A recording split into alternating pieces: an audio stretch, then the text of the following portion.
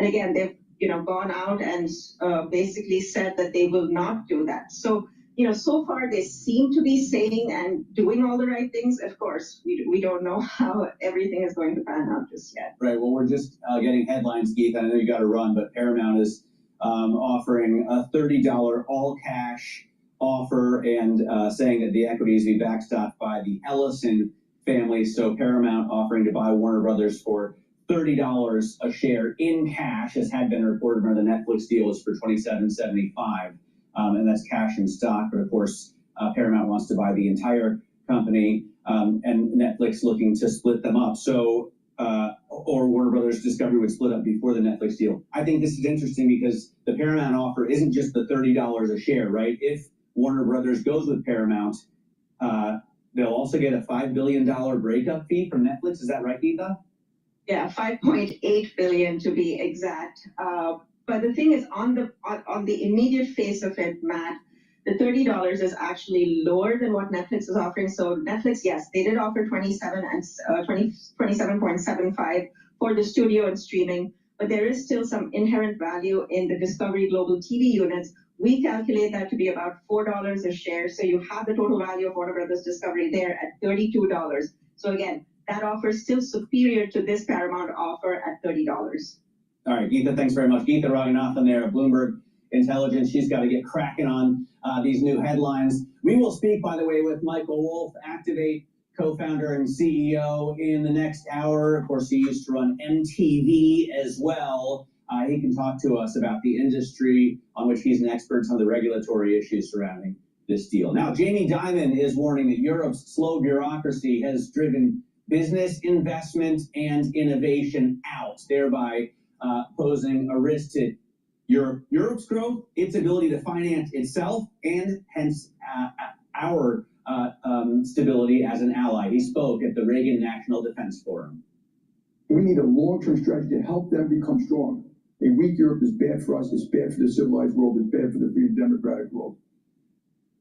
Bloomberg Caroline Hyde conducted that interview and joins us now, and you have to kind of connect the dots to understand his argument, which is that a weaker Europe is bad for the U.S. and therefore bad for the entire Western world, right? As I guess we look at kind of the West versus the East. And this call comes hot off the heels of what took Europe by shock in the last few weeks, whether or not it's once again in the line of fire is a deal between Ukraine and Russia and what that deal looks like and how much Europe has any sort of say at the table. More brutally, has just come for them is the National Strategic Review. It's basically their national security strategy was put out by the United States administration and basically it lambasted Europe.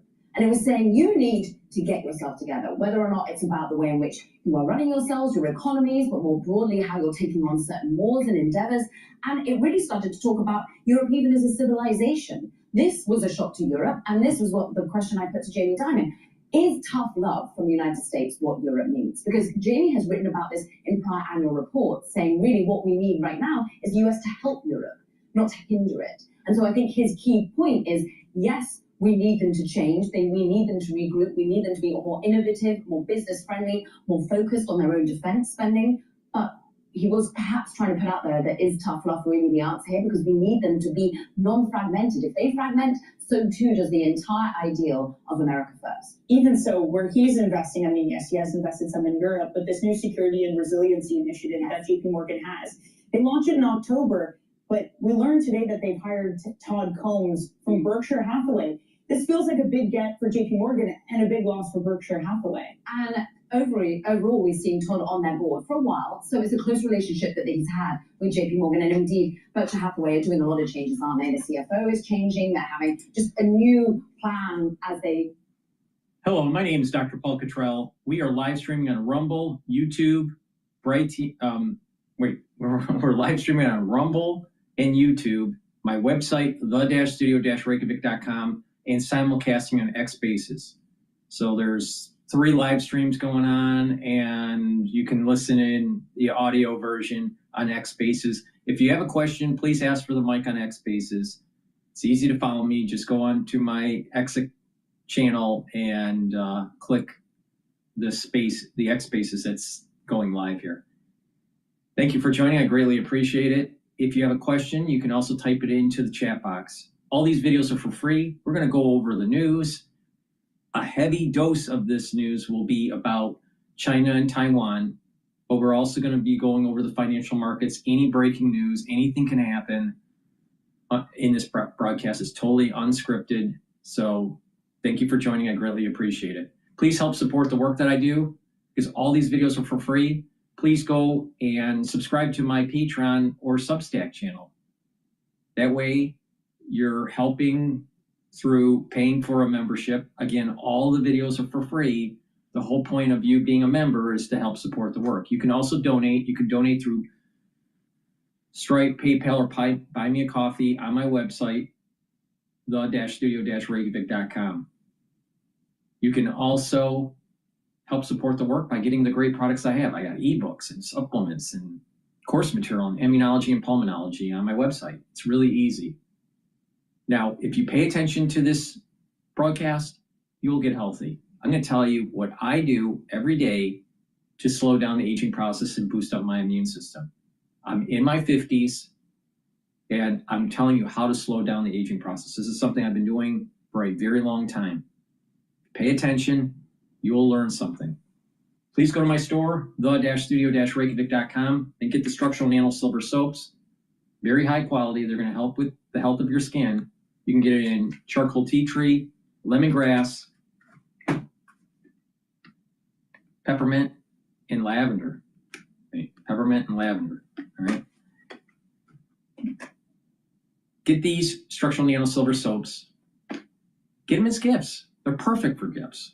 Get a few bars for your household. Very high quality, helps with the health of your skin, and it's made from structural nano silver, and that neutralizes. So super important. Another great supplement that I have that you should be taking is the zeolite. Zeolite will bind to heavy metals, toxins, and chemicals, allow you to urinate them out within 6 to 8 hours. We're bombarded by chemicals every day. Make sure you filter your water. Make sure that you stay away from processed foods because processed foods have many chemicals, especially endocrine disruptors. And take zeolite every day. Take 3 small drops underneath your tongue and drink filtered water. 3 small drops, that's all, every day. And that way you're detoxifying your body. This will also help with getting rid of those chemicals, those forever chemicals called PFAS. And when you do that, you're improving your immune system and your endocrine system. Do this every day. Very high quality zeolite, 3 small drops every day. All right, with that, let's begin with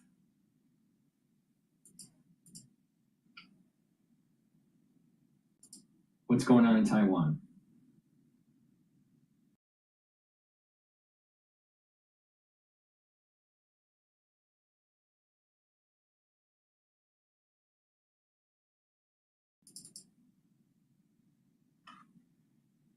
Give the gift of adventure at Bass Pro Shops and Cabela's. Your adventure starts here.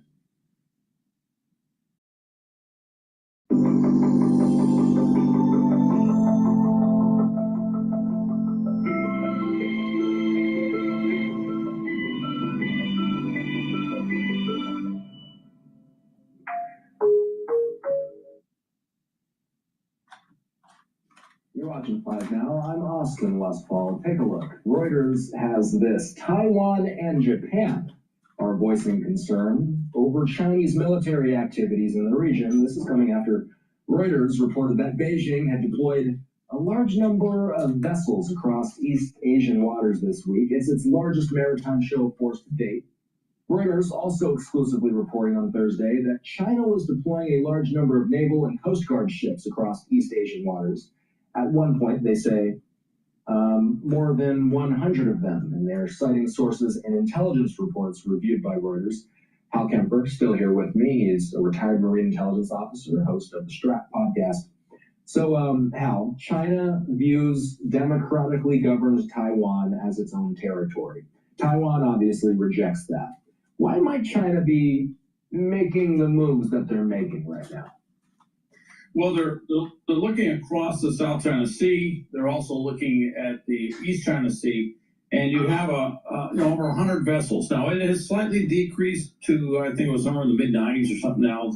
But the peak was 100 vessels that were all maneuvering and doing a big training exercise. Historically speaking, when nations have done major attacks, all right, invasions and stuff, usually there's a quote training exercise unquote going on in the background, and they just keep going. If you look at Russia and Ukraine, that was a training exercise that they were doing in Belarus, that they moved all their forces into place, and then at the end of the exercise, they went south.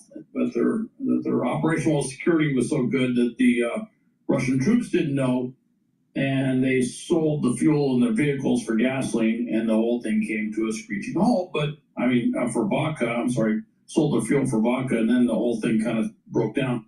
What you're seeing here, though, is this massive array of maritime capability and other forces, air component, doing things like practicing blockading, around Taiwan, and also things around some of those disputed areas in the East China Sea with Japan. Why is everyone concerned? And part of it is because Japan and Taiwan are rapidly building up their defensive forces, and China could say, now's the time to do it.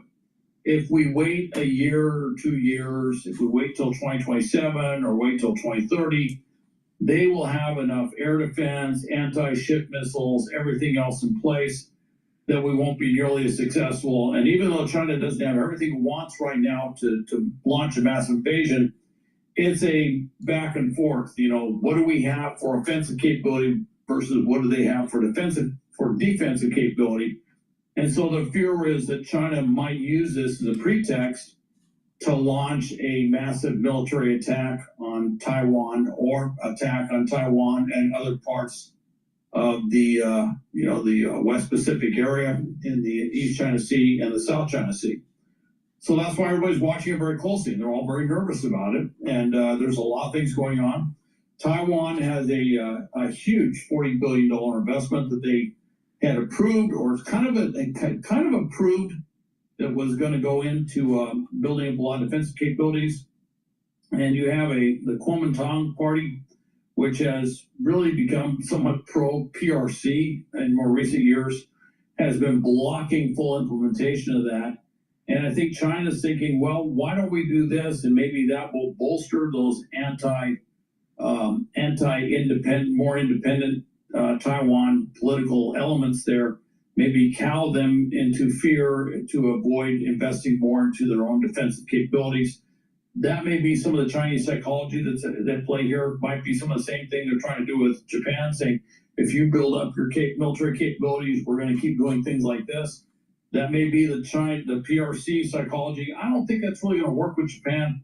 I really can't predict how it's going to roll out within Taiwanese politics, but hopefully it won't work. In fact, if anything, usually when you do stuff like that, that bolsters those that say we need to have strong national defense. And so it may actually do the exact opposite of what China may be intending. A live look at the White House, approaching 7:30 in the nation's capital. Hal, you know this. Late last month, we learned that Taiwan plans to add an extra $40 billion in defense spending to counter China. And that came after the U.S. recommended that Taiwan do such a thing. Let's say China does move forward with some sort of military action against Taiwan. How do we expect the U.S. might respond to that? Well, the U.S. would have to move in very quickly. We would probably try to put as many naval assets and air assets in there. They've wargamed this many times, and I got to tell you, it is at enormous cost that we would prevail, all right? In these war games, we do prevail, but it is at enormous cost. Now, one of the things I would point out is one of our best carriers is currently tied up, so to speak. It's not tied up literally, but it's in the Caribbean dealing with the Venezuela situation. That's the Gerald R. Ford. That is a carrier, and it's been brought up many times. That's probably a carrier we would love to have in the West Pacific right now to be a deterrent to China doing anything. So, it gets into the China Carrier Task Force math, but also where our forces are arrayed out there. But we would bring in as many forces to bolster them. China, PRC would of course try to do interdiction of those forces and try to block those supply lanes from coming in to help Taiwan.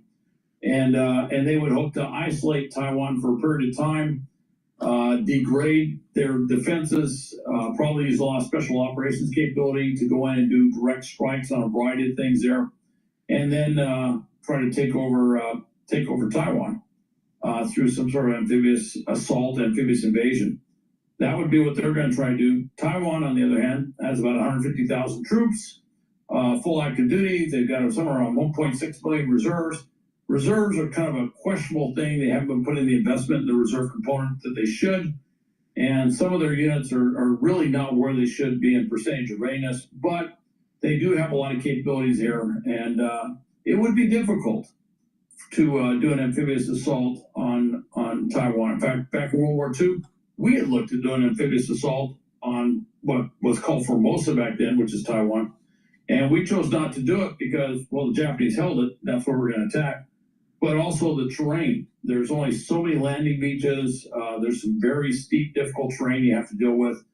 And we just didn't see it as a place that was really amenable to doing an amphibious assault type thing.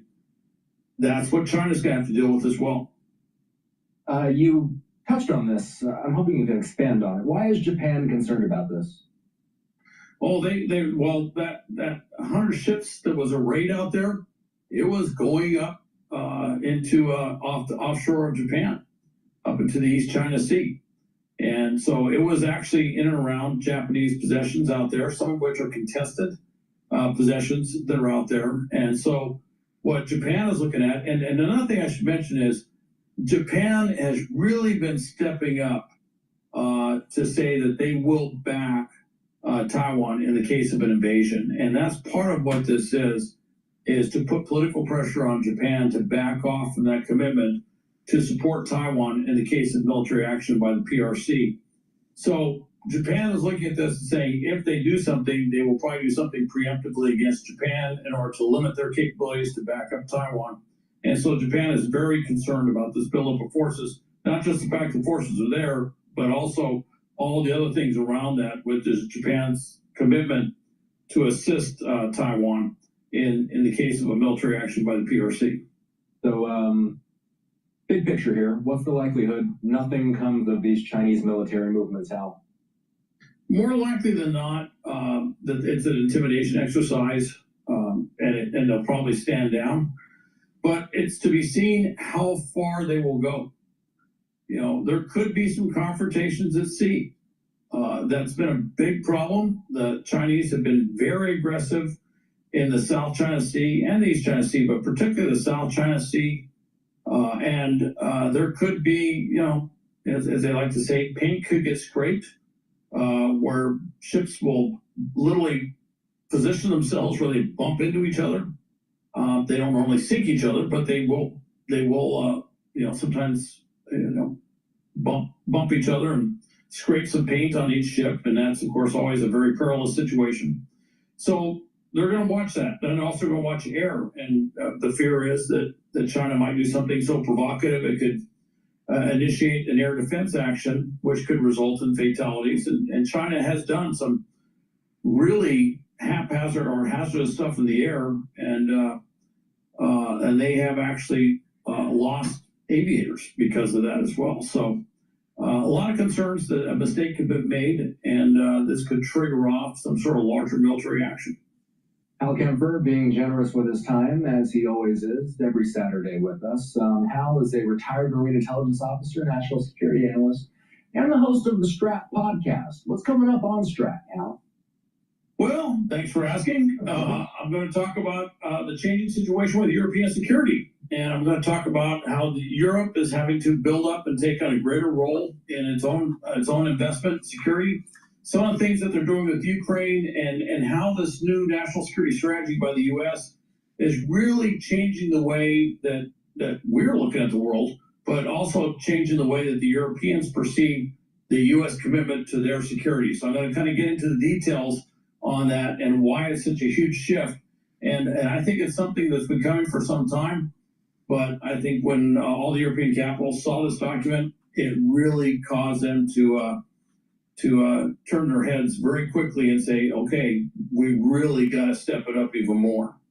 Hal Kempfer's Strat Podcast, available anywhere you can listen to podcasts. Hal, have a good. All right, now we're going to go to News X World. China, Japan, rising tensions. My energy bill dropped from $150 to $50 by doing this. My friends laughed at me when I spent $49 on a power saver device that could cut my energy bill in. Japan is accusing China of two dangerous mid-air confrontations near Okinawa. Tokyo says Chinese fighter jets aimed their radar at Japanese military aircraft, a move Prime Minister Sanai Takaichi called extremely regrettable and potentially threatening. However, China denies the claim, saying Japanese planes disrupted its carrier-based drills near the Miyako Strait. The incidents come as tensions between the two countries spike over Taiwan. Tokyo has warned it could respond if a Taiwan crisis threatens Japan's security.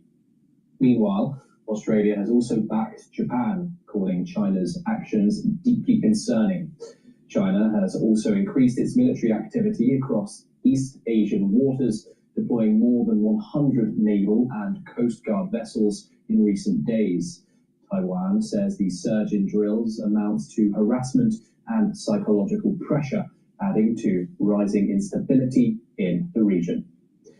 Joining us now is Major General R. Sudhakaji. He's an international relations and defense expert who joins us live from New Delhi. And also joining us is Dr. Asta Chadha. She is an associate professor of international relations at Ritsumeikan University, located in Kyoto in Japan. Thank you very much, both of you, for joining us here on NewsX World. I want to start with Major General G first. Of course, Sanai Takaichi used the exact same language when it came to her previous comments about Taiwan. She called this incident extremely regrettable, the same words that she used about possible military action in Taiwan for Japan. What are your thoughts on this current situation, Major General Jean, and how it might escalate? Good evening, Thomas. Thank you for getting me for your show. And my best wishes to my co-panelists, distinguished co-panelists. As regards to the question, it's my take on the whole issue is that there is a huge potential for flare-up. Perhaps the situation has become so volatile, it was as if waiting for a little trigger. Therefore, there is a requirement to exercise restraint. Unfortunately, the focus and attention of the world order has not gravitated to South China Sea, and the media also has not been playing its role. It's whenever it is showcased on. If you noticed in the U.S. mainstream media, Fox, MS Now, CNN, there's not much of this in the news. There's a little bit, but not much. In addition, the focus is on Venezuela. Now, if one of our strike groups has moved from Asia to Venezuela for potential operations, which I'm surprised haven't started yet, then that means that we have less focus in the Pacific. Now, will something flare up and go kinetic tomorrow, the next week, 3 weeks from now? No, most likely not in Asia, all right? But the thing is that once the operations start to take hold in Venezuela, China will think, well, wait a minute, maybe we should start positioning ourselves in the Pacific for a potential invasion. Markets are open. So it opens up the door potentially for Xi to make his move. In addition, like what Live Now mentioned, just the previous video, a mistake can happen, a miscalculation can happen. In addition, in another video that I'll be playing after this, you will notice that people that represent China, they are becoming belligerent. And I'll have my take of why I think what they're saying is just wrong, all right? But we are losing our focus in the Pacific here. And I'm very concerned that Trump will not defend Taiwan the way we should be. So let's continue. But there seems to be a loss of focus here. We're more worried about Epstein files. We're more worried about Candace Owens and her BS. We're more worried about Tim Pool and all this stuff. That's garbage. This right here that's emerging is something that I've been saying since 2020, that what was happening with the pandemic is related to a move in the Pacific for hegemonic power for China. They were related. And this that may happen on Taiwan, this emerging war, may go unconventional. And that unconventional, when they war gamed it at CSIS, meant nuclear. Nuclear. But it can also go biologic.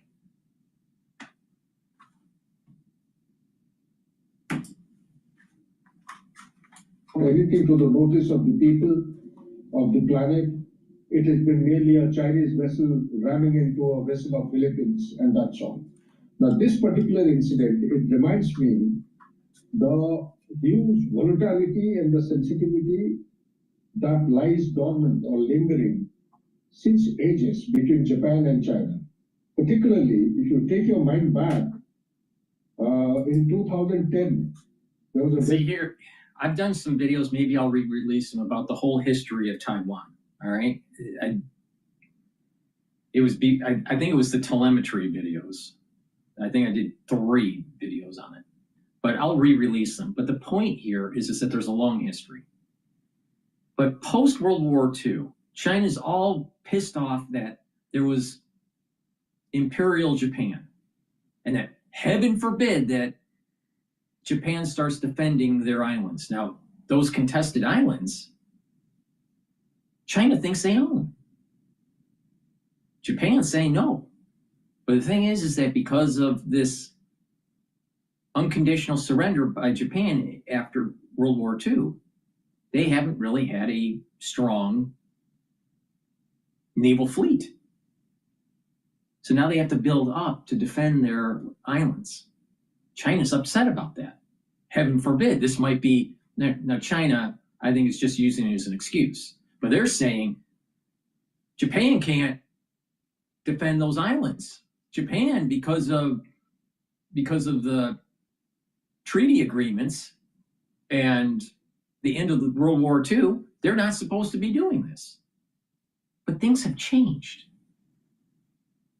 Back then, China was still having its own little civil war between Chiang Kai-shek and Mao. The United States at the time was supporting Shek, not Mao. And then fast forward into Nixon and Kissinger, we started to align ourselves with Mao, but still supported Taiwan with Shek.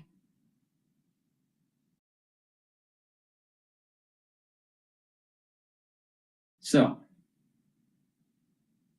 that's what started this whole 2 systems, 1 China policy. Now we were worried. Now, when this was happening, this was after the Korean War. But our position with Taiwan was waxing and waning because of the Korean War. With Truman and Eisenhower. So we need to keep in mind that there's a post-World War II emergent property. China wants to freeze everything as everything stayed the same right after World War II, and that's not the case. Mao eventually takes hold of mainland China. It wasn't for sure that was going to happen in 1946. So when they say one China, mainland China and Taiwan, the question is, which political system? A more democratic political system or a CCP, a communist system? And this is where, when you dive into this, this is where the big problem is. The United States has the standpoint, we don't want the communism in China. We want free markets in a democracy in China, not the CCP. Because what happens when you have a CCP is you have totalitarianism. Look at what's happening with President Xi. He wants to be president for life, but he's having internal strife. He's having internal dynamics that may overthrow him. This is very dangerous because there's political strife and there's economic strife. And those two may push Xi into consolidating his power by galvanizing the nation against Taiwan and to take it over. If you look at many times, not always, but many times, conflict starts because the aggressor feels as though they have to, economically or politically or both. President Xi has those dynamics happening right now. He's aging. He has internal pressures. He may make his move. And this is not just like pie in the sky thinking. The PLA has produced white papers hinting that they're going to take over Taiwan this decade. Our Naval Academy war planners are already planning this. This is going to happen in your lifetime, and it's going to happen before 2030. It might happen next year. Now, why is this important? I said many videos ago, and I was on live with John Hogue, and I stated this. September 11th, 2026 is Rosh Hashanah, and that's on, in Rosh Hashanah, you can't blow the shofar on the Sabbath. That is the only time that you can silence Satan, is by blowing the ram's horn on Rosh Hashanah. But if it coincides with the Sabbath, you can't do that. That means that Satan, cannot be silenced. There will be a curse that comes down on this earth. 100% guaranteed on this. There will be a curse on this earth. September 11th, 2026. But that doesn't mean that everything happens on September 11th, 2026. It means that the door is opened for the curse to happen. And that door will be open from September 11th, 2026, all the way to early October of 2027. And that's what's worrying me here. That what is emerging here with Taiwan may literally put the world at war. Now, the question that people will say, why is there going to be a big curse on the world? Mankind hasn't learned anything since 2020. You sit back and really look deep into the society you live in, because people watch that are overseas, people watch that this channel that's in the United States. Look at your country. Do you think that the country's going in the right direction? Do you think the people are coalescing and being friendly with each other? Do you think that the society's moving forward, or is there an erosion of God, country, and family that I keep on talking about? Is there an erosion of your society? Is there a moral decay? And because of that moral decay, there will be a curse. And nothing was learned during the crisis. Nothing. There was a lot of self-centeredness. There was a lot of fear. And there wasn't enough people standing up and saying, you know what? This is going to stop.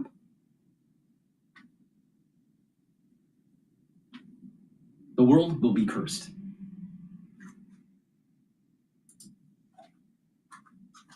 Of China, which rammed into another vessel of Japan near Sikanko Island, if I respect my memory, Diao Island. And the captain of the ship was apprehended. He was subjected to judicial trial. And China has expected for the first time and came out with total vindictiveness and weaponized the supply of rare earth element. I recall that was the turning point, that politicization of rare earth element turning into weaponization, that was on the sea.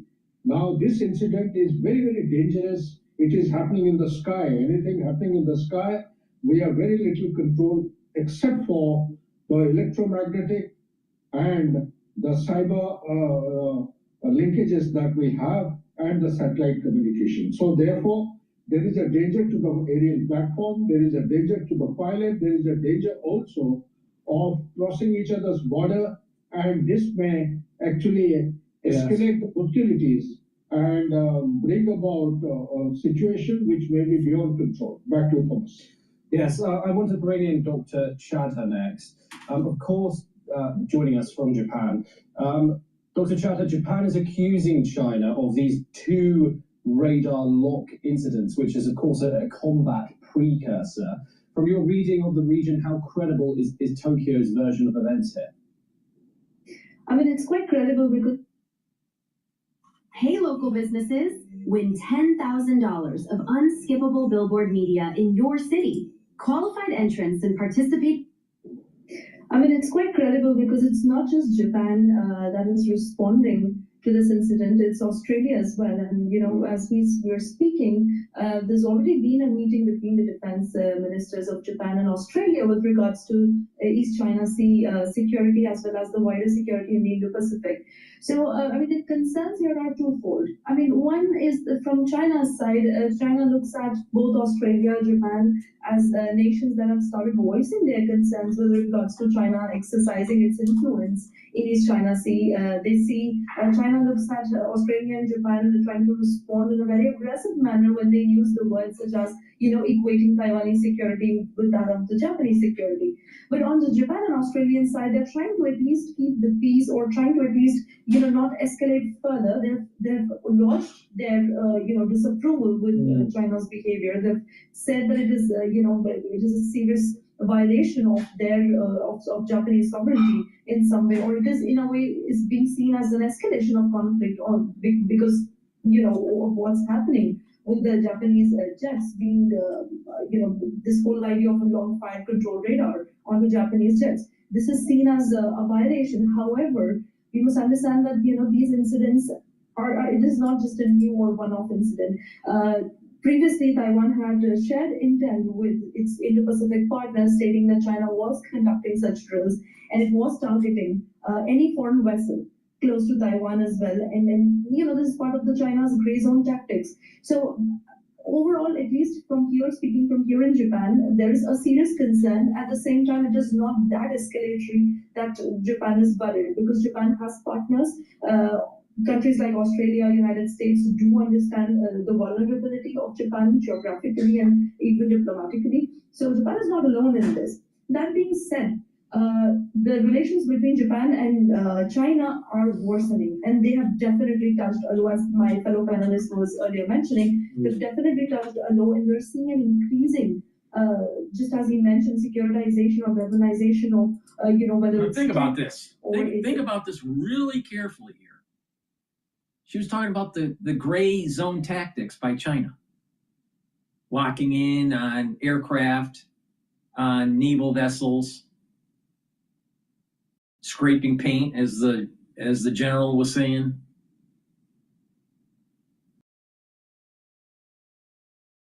What do you think is going to happen to the 9-dash line in terms of freedom of navigation for the U.S. military when China takes Taiwan? What do you think will happen with the small islands, the island chains that Japan has?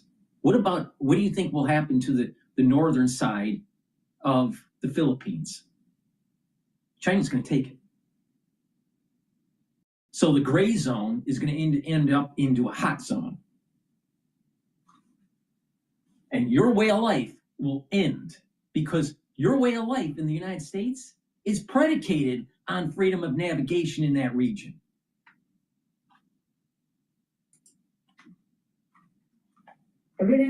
From China. So we are looking at the region continuing to face this heated situation for a while.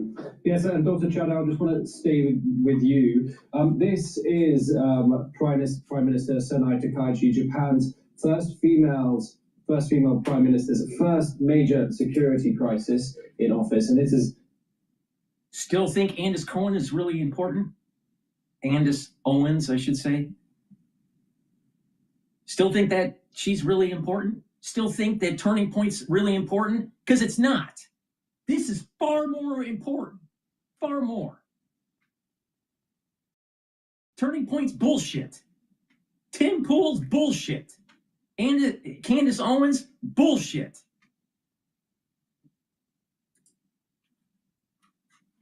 Come very soon. How likely do you think is her government likely to capitalize on this or possibly mismanage it?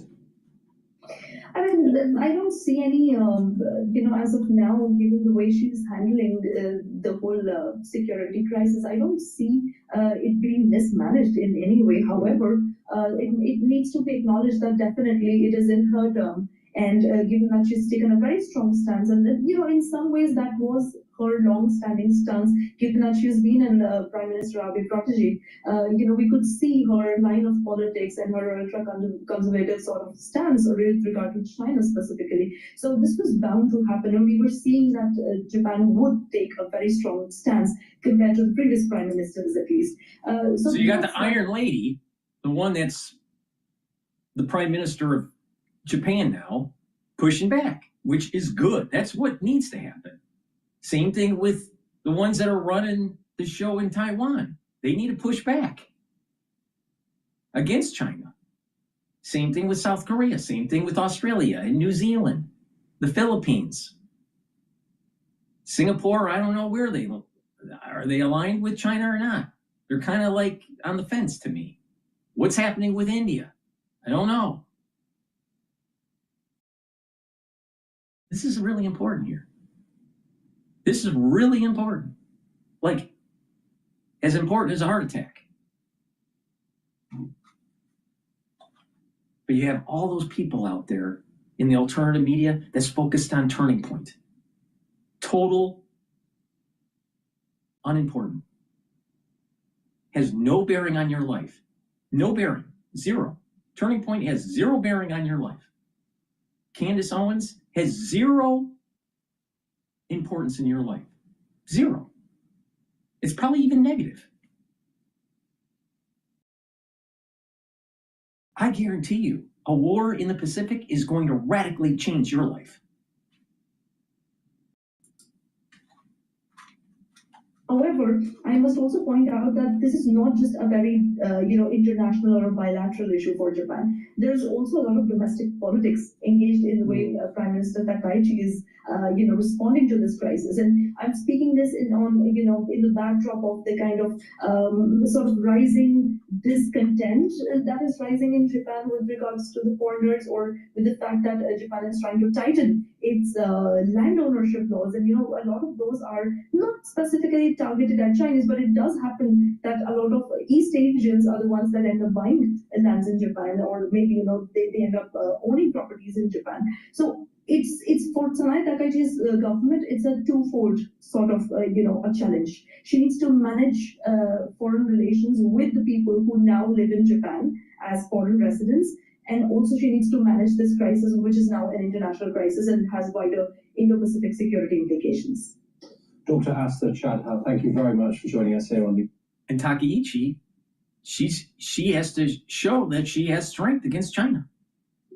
And then by doing that, she's showing to the opposition party that she's a strong leader.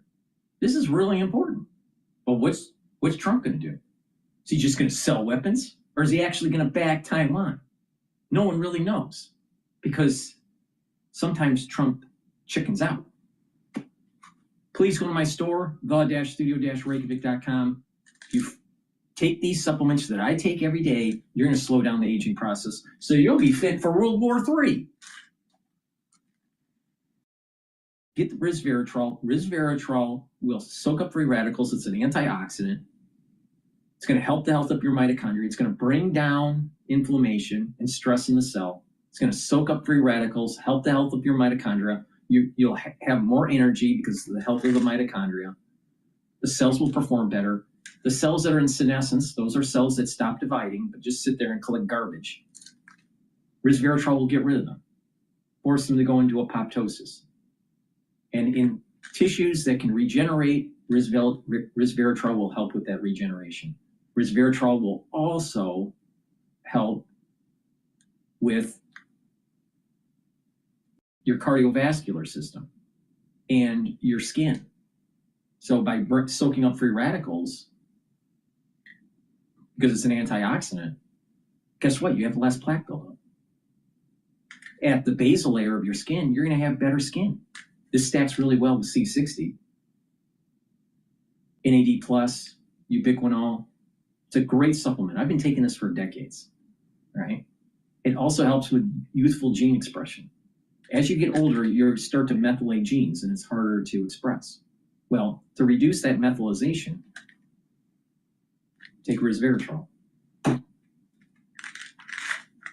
Clarity factor. It's a great neurostack. It's going to help you concentrate on tasks. It's going to get rid of that brain fog. It's a steady burn of energy. You'll be able to concentrate all day long. And clarity factor will help with positive neuroplasticity over time. That means that your neurons are going to link together. You're going to be able to think faster and have better memory. Take this every day. Make sure you drink it with filtered water. All right, we're going to continue on with some of the other videos about Japan. Now, this is the one. This is the one that you'll start seeing. There's an argument with Westerners and the representative from China. Now, keep in mind, the United States had a policy because of the war against the Soviet Union to align with China. This is all coming from international policy from the United States during the Truman administration, during Eisenhower's administration,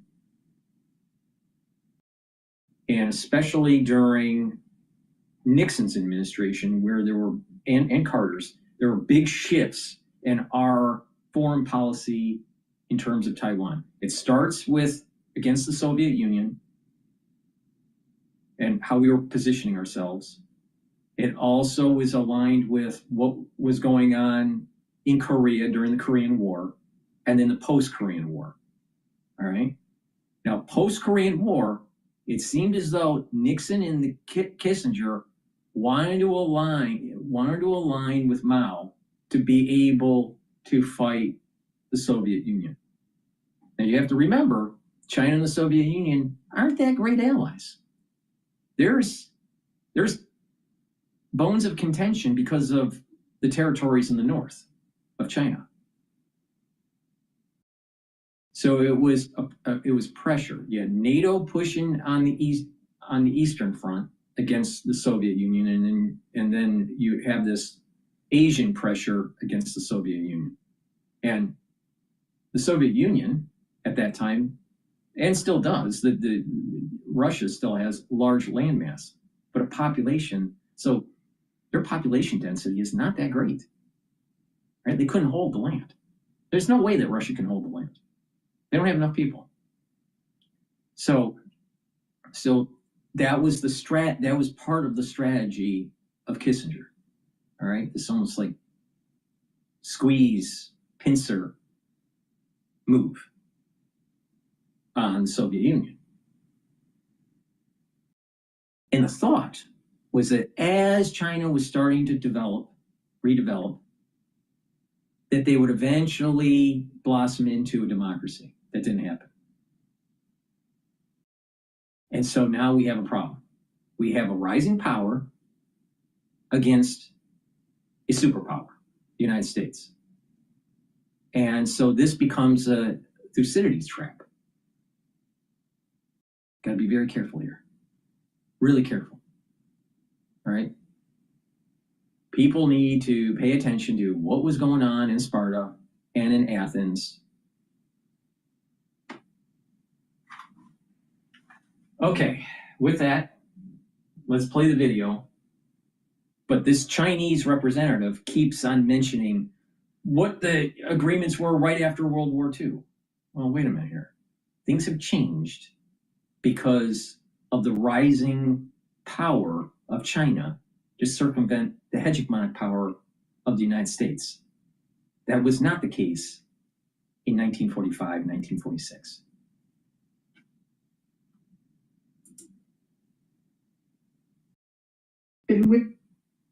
This is my favorite dentist hack to clean my retainer. If you wear a retainer every night like I do, you know how hard it is to keep it truly fresh and clean, safe, and that's it. Also have to keep in mind that the art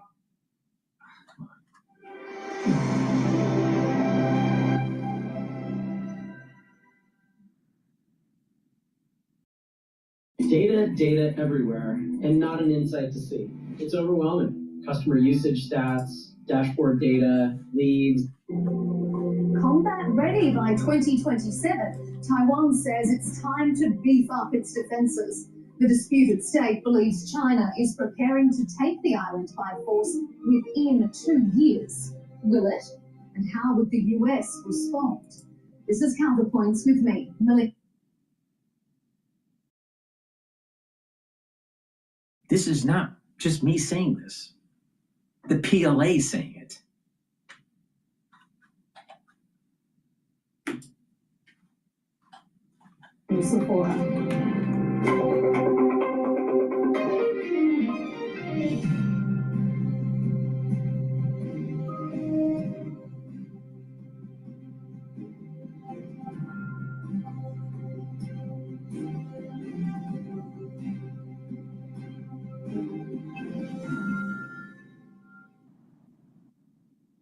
A technology powerhouse and strategic key to China's east coast, Taiwan has long lived in troubled waters.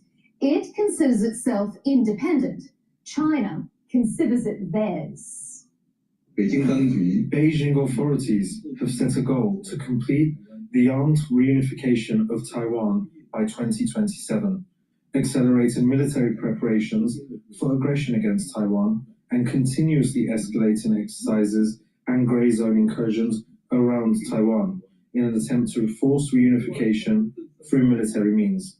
In response, Taipei has announced it will boost defense spending by $40 billion and will procure more advanced weapons from the US. But the perceived threat comes at a complex time for the unofficial friendship between Washington and Taipei. The US... Now, remember, no, there's lots of money to be made here. Lots of money to be made in war, all right? So if this starts flaring up, you better start buying your defense stocks. All right. There's a high probability that if the war in Ukraine settles down and there's a peace agreement, the military-industrial complex is going to shift its cash machine to Asia. Now, count how many months did it take with the fall of us retreating from Afghanistan to the actual invasion of Ukraine. And that will be the time that this will start to go kinetic.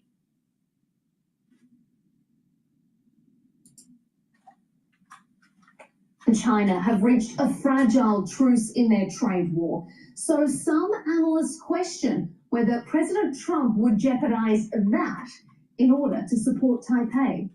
Further escalating tensions are recent comments from Japan's Prime Minister, saying a Chinese attack on Taiwan would threaten Japan and therefore justify a military response. Now remember, On the this United States thinks that there's a two-system, one China policy. We never said when there is a unification, if ever, which system actually unifies. Historically, we were aligned with the Taiwanese being the rightful Chinese leaders, not the descendants of Mao in the CCP. So, but you'll hear from the CCP representatives that China needs to be unified and they deserve it, right? Well, and that there was a treaty, or not a treaty, unconditional surrender by Japan. Okay, all right. Maybe there will be unification of Taiwan with mainland China. The question is, which governing system? It's dangerous. It's dangerous for Western nations to see CCP controlling Taiwan. Because what will happen is when there is a downturn economically, or maybe a major recession or a depression, maybe it's 20 years down the road, maybe it's 10 years down the road, whatever, you'll have individuals in your society grabbing for socialism and communism. Just take a look at what's going on in New York City with Mondani. He's a Marxist. They're going to look for top-down government. And this was problematic in the early 1900s in the United States.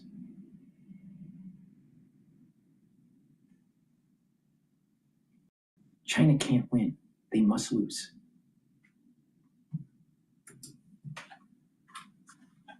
Is China really preparing to take Taiwan by force? Does President Trump value the status quo, or does he value China more? And is Japan stirring up trouble?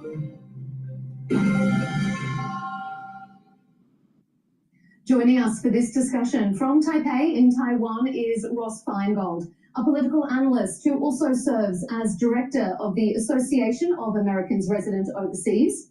From Beijing, joining us is Victor Gao, Vice President of the Beijing-based Center for China and Globalization. And rounding out our panel here on Counterpoints from London is Victor, Center for China and Globalization. What did I just say? They're going to export their system to other countries. You don't think this is happening now? Who do you think is infiltrating our universities? It's not the 1,000 talent program anymore like in 2020. It's the 10,000 talent program now. It's 10 times larger. Didn't we learn anything? Didn't we learn anything? No, of course not. This is America. Bill Hayton, Associate Fellow with the Asia Pacific Program at Chatham House and author of The Invention of China. Gentlemen, thanks for joining us here on Counterpoints. It's a pleasure to have you all here. In a recent phone call between the leaders of China and the US, President Xi told President Trump that Taiwan's return to China is a key part of Beijing's global vision. Xi said it's an integral part of China's post-war. Taiwan being integrated with China. Okay, which political system? Because way back in the day, there was a civil war between Chiang Kai-shek and Mao.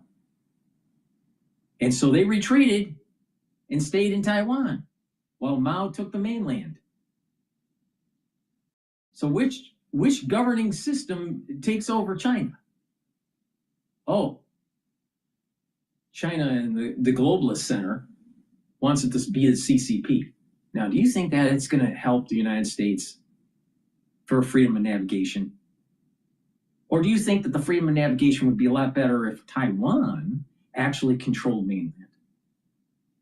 Oh, this is a civil war that's happening here. And the whole world is going to get involved because it's going to affect our hegemonic power. And you got all of these alt news podcasters demonizing about the American empire. Meanwhile, they love their bread and circus. Our way of life and our bread and circus is predicated on freedom of navigation through the 9-dash line. Hello?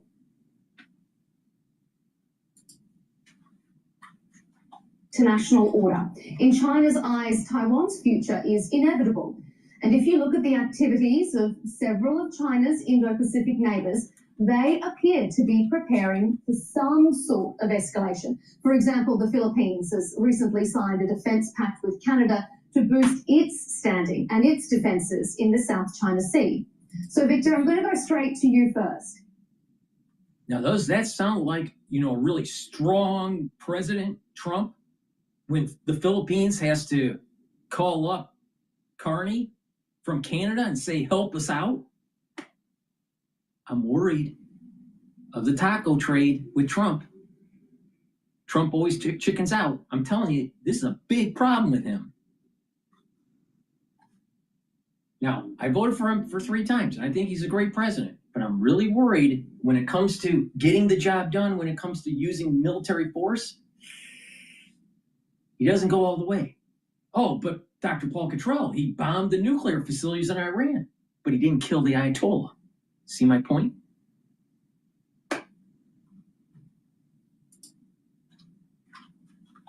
Is China preparing to take Taiwan by force?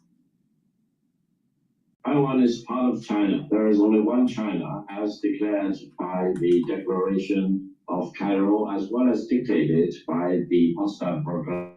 These two documents form the pillars upon which the international order was based upon after the defeat of Nazi Germany in Europe and the Japanese fascism in the Asian Pacific region. Yeah. And China was still a third world country. And it wasn't at this moment in time a foregone conclusion that mainland China would be run by the CCP. Because at that time, American foreign policy was actually trying to overthrow Mao. But he doesn't want to tell you that. So the whole world recognizes this policy, and there is no country in the world which can recognize both China and Taiwan at the same time. And we need to be fully aware of this. By defending this one China policy, we are defending the international order established back in 1945. One China policy, okay, but not run by the CCP. You tell that to a Chinese guy, you tell that to a diplomat, you tell that to someone that is towing the party line, they will go ballistic. Try it, just try it. Say, yeah, one China policy, but Taiwan's government, democratic, runs mainland China. One China policy. No, we can't have that. It's got to be a one-party system, top down, social control. Because their strategy is to take the first and second island chains. And the freedom of navigation isn't going to be there. This is the reason why the CCP must die. It's they lose, we win. That is the only way this is going to work out.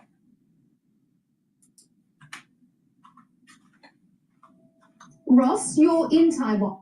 Heating companies get pissed when you do this, but they can't do a damn thing about it. This heater warms entire rooms in under 2 minutes, slashes heating bills by 90%, Ross, you're in Taiwan. How do you interpret what Victor has said?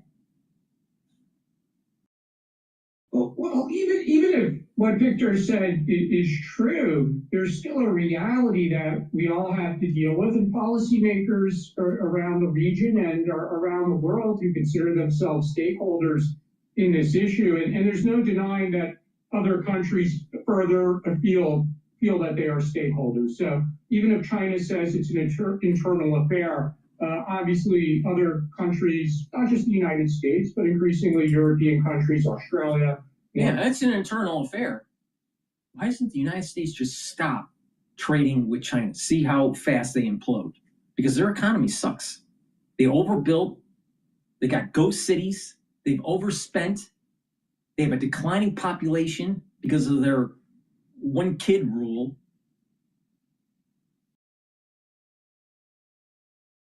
Let's just take them out.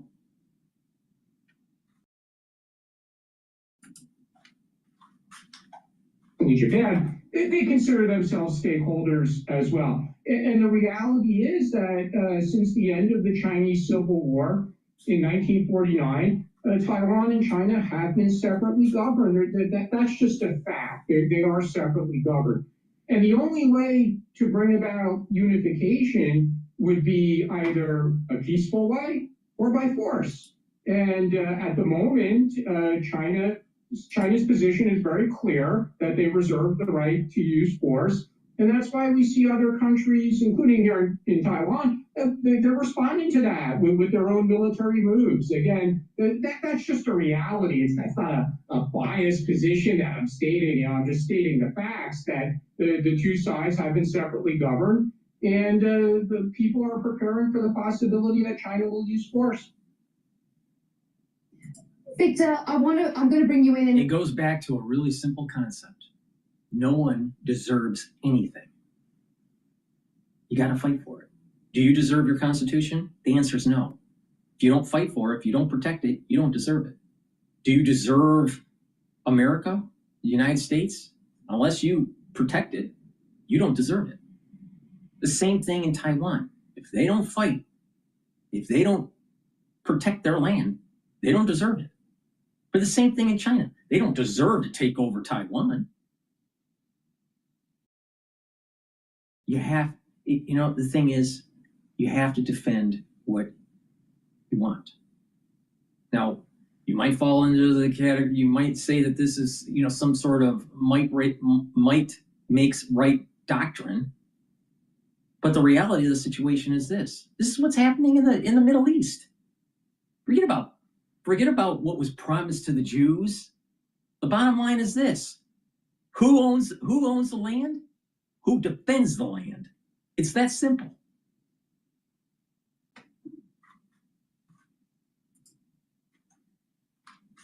Bill, but I just want to get a quick response to you from that, Victor, particularly on that. Unification is either peacefully or by force, because even though you say that it is one China, a lot of countries, particularly the US, do not support a unilateral. And think about what one China means.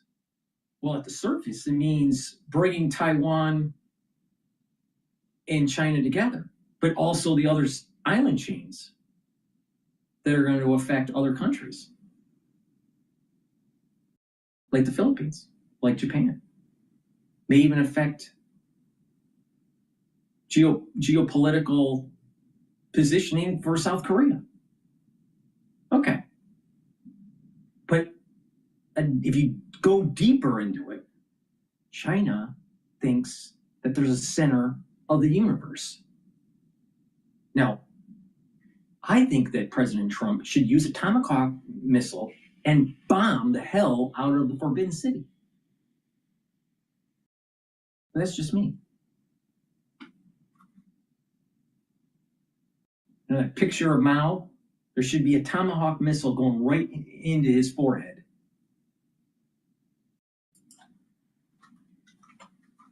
Change to the status quo, which is, as Ross said, they are governed separately. So any change to that status quo, is it going to be peaceful or is it going to be by force? First of all, we all know there was a civil war towards the end of the 1940s. allow me to emphasize that civil war was never brought to an official end by any means.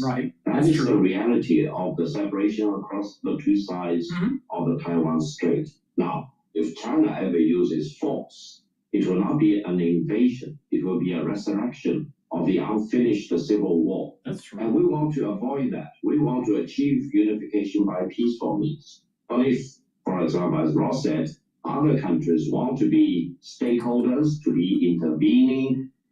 And Victor, the one that's speaking right now from China,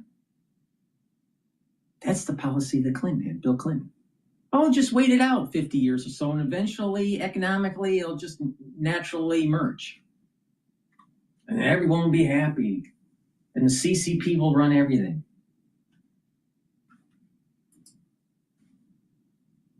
Situation, there will be the resurrection of the unfinished civil war. And I don't think any country in the world, including the United States, wants to shed the blood of their soldiers to be involved in a resurrected civil war across the two sides of the Taiwan. But the problem is that if China wins, the 9-dash line freedom of navigation stops for the United States. And it affects a whole change in the political homeostasis of that region. So it's way beyond just a civil war. Their civil war is going to eventually force us to get involved, which is important. I'm afraid that our president, Trump, is going to chicken out because he usually does.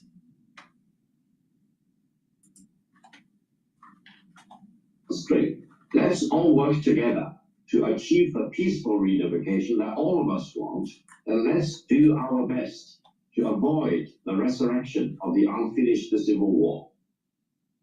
Bill, what do what you he's basically make doing, of- what he's basically saying is that we're going to do the same thing we did to Hong Kong.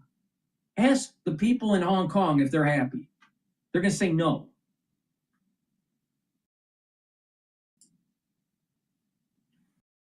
Bill, what do you make of that? If we are going to see a show of force, is it, as Victor says, a resurrection of an unfinished civil war, or is it an act of aggression? No, it's unfinished civil war. Well, it's obviously the Chinese narrative is that it's the unfinished part of the civil war.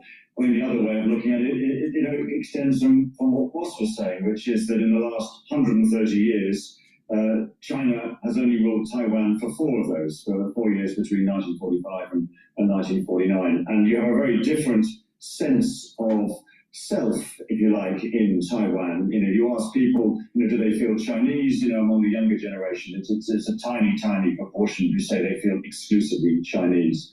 But really what the outside world wants is the status quo. What they're worried about is a change of the situation by force, whether that's an actual invasion or some kind of blockade by China.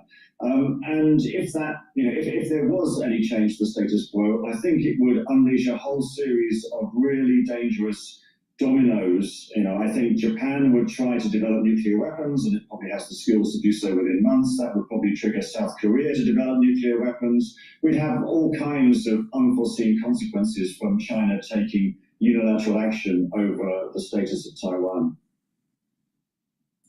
Well, remember what I said about unconventional warfare. CSIS said that there was going to be when they did these simulations, many of the iterations of the simulation, because they ran 25 or 40 of them, many of them went nuclear. But there are other unconventional warfare means to prevent a nuclear holocaust. The United States might need to drop biological weapons.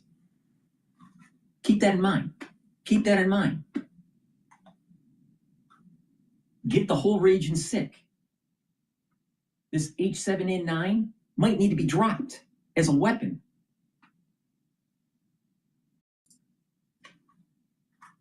The unilateral movement from China to reunify with Taiwan, creating that sort of a dangerous ripple effect? Is that something you sense being in Taipei? Well, whether or not there's a regional arms race, I think, frankly, we're already there. We see that with commitments by Japan and South Korea for significant increases in defense spending. And part of that's in response to North Korea, part of it's in response, frankly, to China. The Philippines is also dramatically increasing its defense budgets after decades of underinvestment. And here in Taiwan, there's a new proposal for a nearly $40 billion supplemental defense budget, which is an enormous amount of money. So I think the key question is not really what would happen if and when China should use force, or would that set off military spending increases? Because again, I think we're already there. Really the key question, and I think my colleagues know this, the key question is, should China use force? Would other countries militarily intervene? And that's what caused the controversy after Prime Minister Takachi's remarks about 3 weeks ago in the Japanese parliament. And really, in response to what Victor said about foreign leaders, foreign countries being willing to shed blood, the only thing we could really say about that question is it will be up to the leaders of those countries at the time that this contingency occurs. There's simply no way to predict whether or not the U.S. president or the Japan prime minister or the Australian prime minister at the time. Now let's go down the road of unconventional means. Sit down and really pay attention here. All right. To prevent a nuclear holocaust, the United States might need to drop a bioweapon.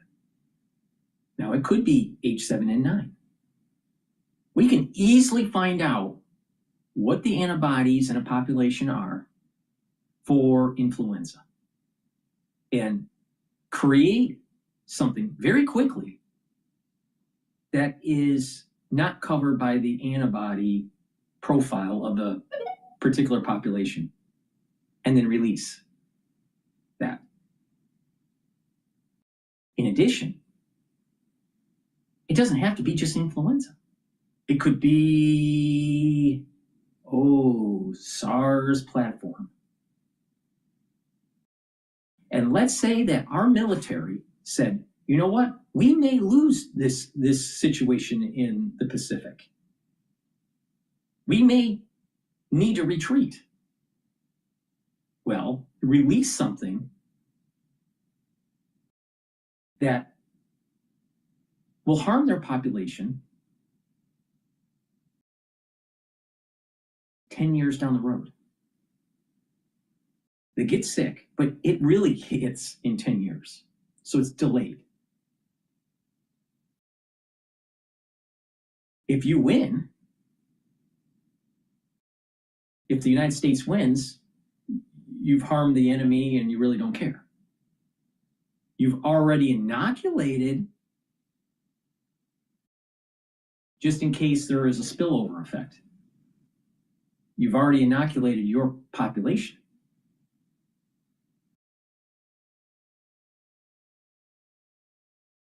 Now, if they win, if the Chinese win, we retreat. We've lost our hegemonic power in the Pacific, but in 10 years, something major happens to them.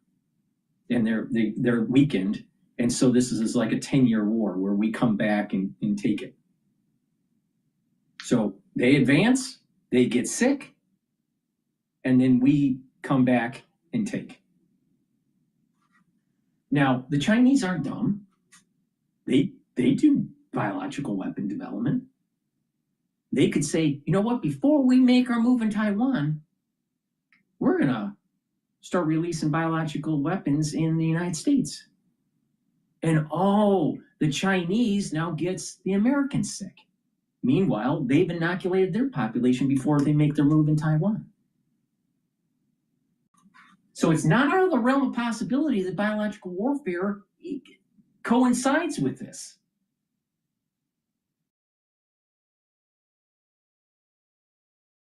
Now, what if the fifth cocktail is released?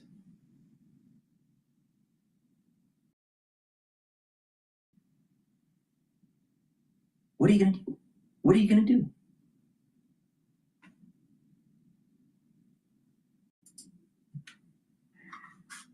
As such an event occurs, would they be willing to dispatch their military and engage in what would be a hot war with China?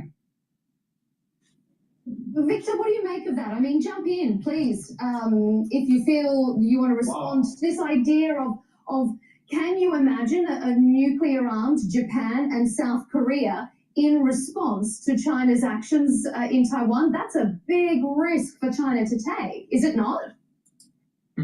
It's not just nuclear weapons, honey. It's an arms race and biological warfare.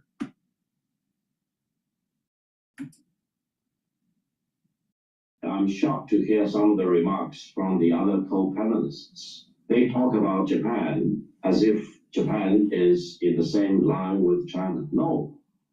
If you read the United Nations Charter, there is a particular clause called enemy state. And Japan is an enemy state as far as that clause is concerned. Meaning the Japanese government are prohibited from possessing combative weapons of aggression to constitute another threat to the victor nations, including China. And if, for example, Japan wants to rearm and to constitute another threat to the victor nations, including China, the United Nations Charter authorizes the victor nations to take unilateral military actions against Japan without the need to consult and inform the United Nations Security Council beforehand. That means if you look at China and Japan, they are not equal. One is the country which unconditionally surrendered in 1945. The other country, China, is a victor nation together with other allied countries like the United States. So never talk to me about Japan developing nuclear weapons. If they do that, that will be the... So have you noticed that he's getting all upset? You notice that? Because if that region goes, if they weaponizes with a nuclear net, then what it's going to do is it's going to prevent China from actually making their move because it's the man. This is why it's so important for China to make their move now, because it's going to take a while before these nations actually go nuclear. We're talking about 5 years down the road. We're talking about within 24 months this is going to happen. And if it falls in line with the curse that I think is going to be coming down on September 11th, 2026, all the way through 2027 to the first week of October,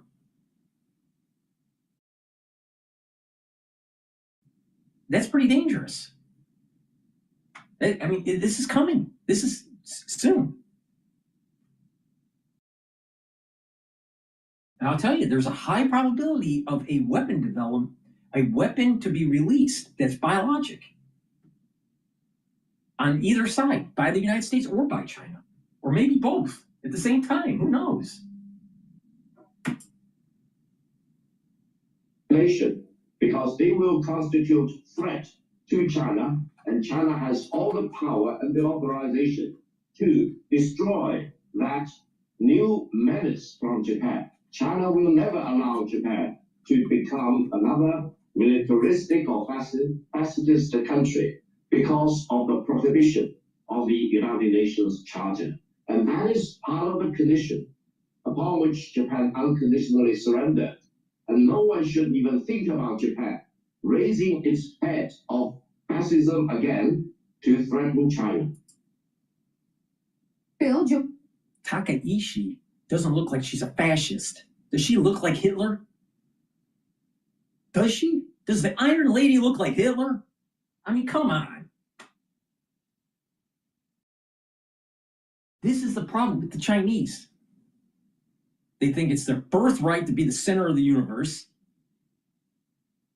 And they are going to have hubris once they control the island chains. Now, the question is, because the United States in so much debt, and we're going to have to spend a lot of money pushing back China, and at the beginning, we may not even be forceful. Some of the simulations show that we lose 25 or 50% of our Navy. You think we're going to be able to build that really quickly? No, not like the way we did in World War II. And we have all this debt already. From Lehman, from COVID, from the war in the Middle East that never ended.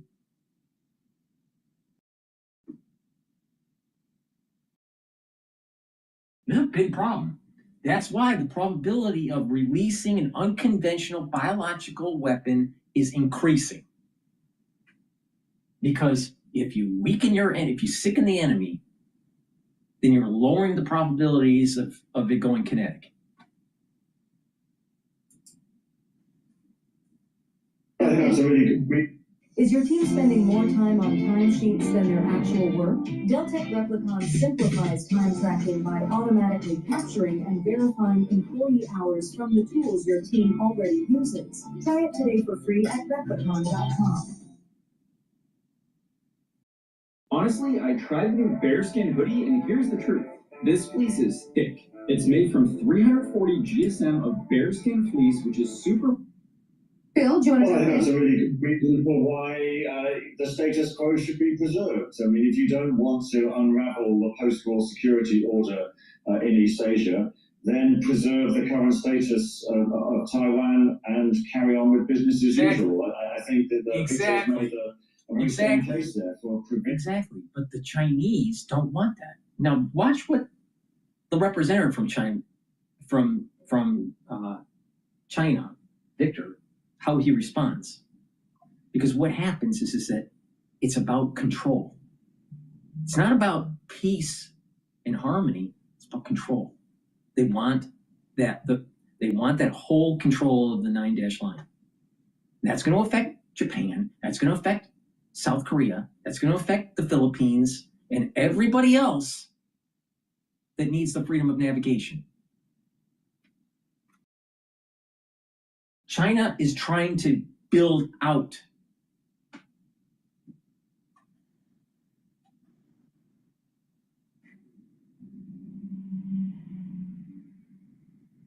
See, if you're gonna release biological warfare, let's say if the United States released biological warfare on China, they need to know what the antibody profile is for certain pathogens. Let's just say if you just take two, for example, influenza and SARS, all right? Understand what the antibody profile is. And what you can do in influenza, because you can have genetic shift, you can just change the H and the N to be something that's not covered with cross-reactivity for the antibodies, all right? That's easy to do. That's undergrad, anyone in undergrad in molecular biology can do this, all right? And boom, hit them. Now, what's already been developed that's been enhanced is H7N9. Most people don't have antibodies for H7N9. So you hit them, and then there's going to be an inoculation program to make sure that we don't have spillover in our population. You can easily get that into the population by just saying, oh, just get your influenza shot. Or every time you get a shot, you also get an influenza and you don't even know it. And the military just forces it, but you don't even know. Now, that's to prevent the spillover. And then you hit them. They get sick. And then you start moving in with defensive means to prevent an invasion.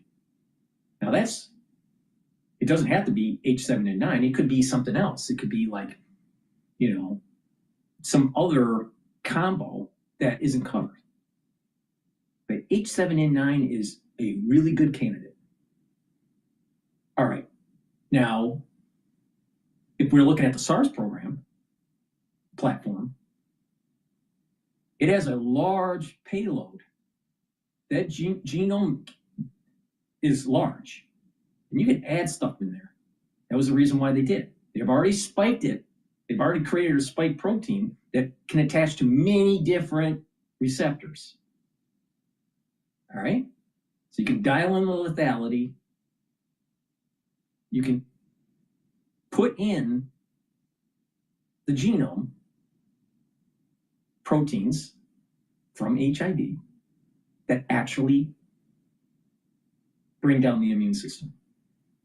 But it's something that takes a while for it to hold. So you get sick, they're weakened, it spreads, it lasts for a few months, maybe a year.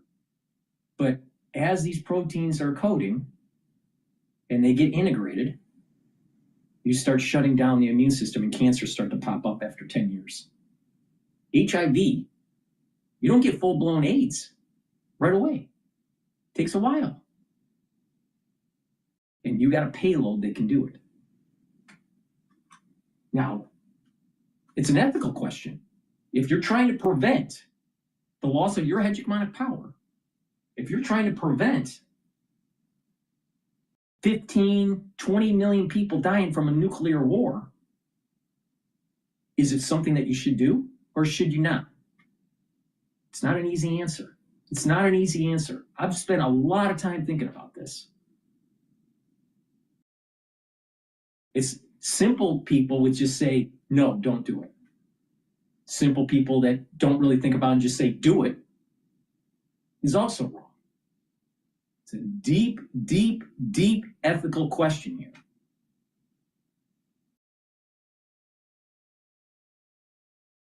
What do you do?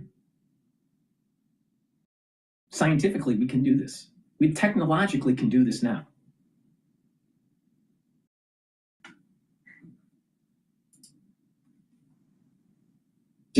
A whole series of unforeseen consequences from China attempting to change the status quo over Taiwan. Allow me to add a point. I think to preserve the legacy of the Second World War is to make sure China is a united country, and no one should indulge in the fantasy that China should ever be separated across the two sides of the Taiwan Strait. Meaning, to achieve national unity for China is a Yeah, but why is it assumed that it's the CCP that's running China? Why can't it be a democracy? Why can't the Taiwanese run mainland China? Why is it the other way around?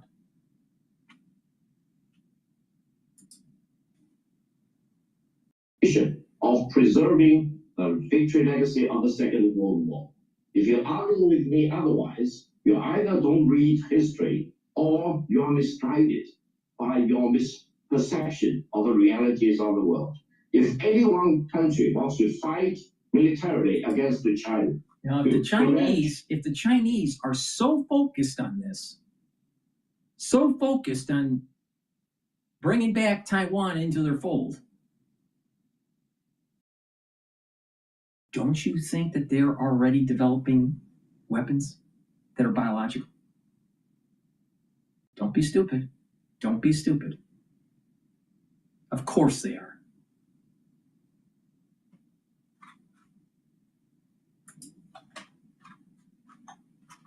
Reunification. He or she will be doomed to failure. If you ever want to try that, then you are really playing peril for yourself. Could I ask a question of Victor? As far as the United Nations enemy state clause, many experts do consider that obsolete, and even China voted for a resolution affirming that it was obsolete, and that vote was in the 1990s. So whether or not it still applies is actually it's kind of an unresolved legal question at the moment. But I do think that the likelihood of Japan developing nuclear weapons in the near term is highly unlikely. However, the reality is that Japan is significantly increasing its defense budget. They've been doing so ever since Abe came back as prime minister in 2012, and that's continued under Abe's successors since 2020. They changed their prime minister multiple times, but it's clear that the trajectory is for increased spending, and not just by Japan, but again, as I said, by other countries in the region. So we are in an arms race here in Asia. Bill, you wanted to ask a question of Victor? Roya, please allow me to mention, something obsolete without being terminated still is not terminated. Therefore, allow me to emphasize for your benefit, as well as the benefit of our audience, that the United Nations Charter Enemy Clause remains on the book, and it can be triggered if Japan wants to move in the wrong direction of rearmament and remilitarization to such an extent that it constitutes a threat to China.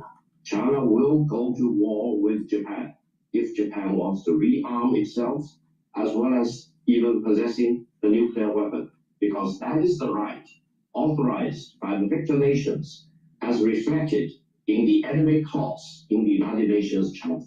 Don't be misguided about the so-called obsolete of that clause. That clause remains on the book. I've checked with the Security Council office just recently, and they reaffirmed the validity of that enemy clause. So don't play with fire. If you advise Japan, ask them to read very carefully. Bill, you wanted to ask a question? When my daughter was in critical condition, I wandered into the kitchen at 4 a.m. Another mom gave me a look that said, "I know." And I didn't feel alone anymore.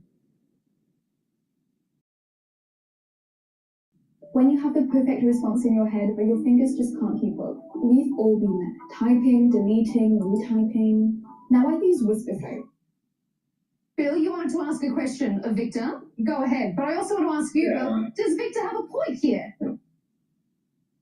Well, it does. I mean, we're all kind of getting a bit hypothetical here. I mean, my question, my comments about, the next stage all followed from, a forcible change of the status quo over Taiwan.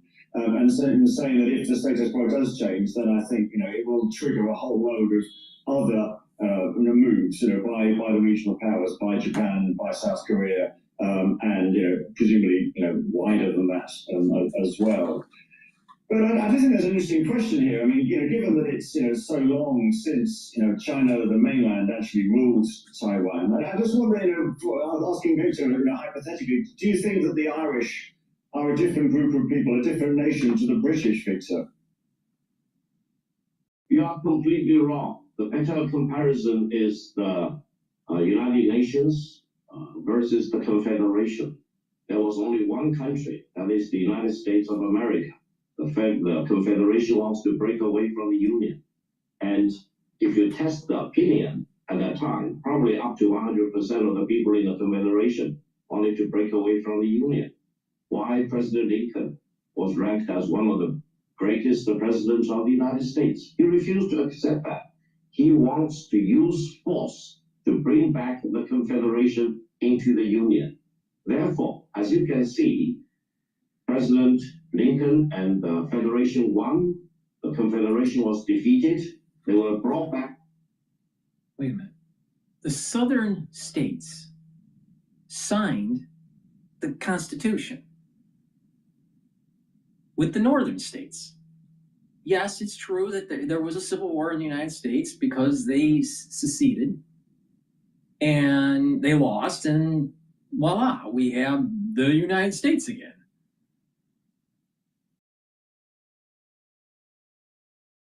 That didn't happen with mainland China and Taiwan. There was a civil war on the mainland, and Chiang Kai-shek left to hide, thinking that maybe Mao would be overthrown or whatever. He was in Taiwan, and then there were Mao factions fighting Chiang Kai-shek.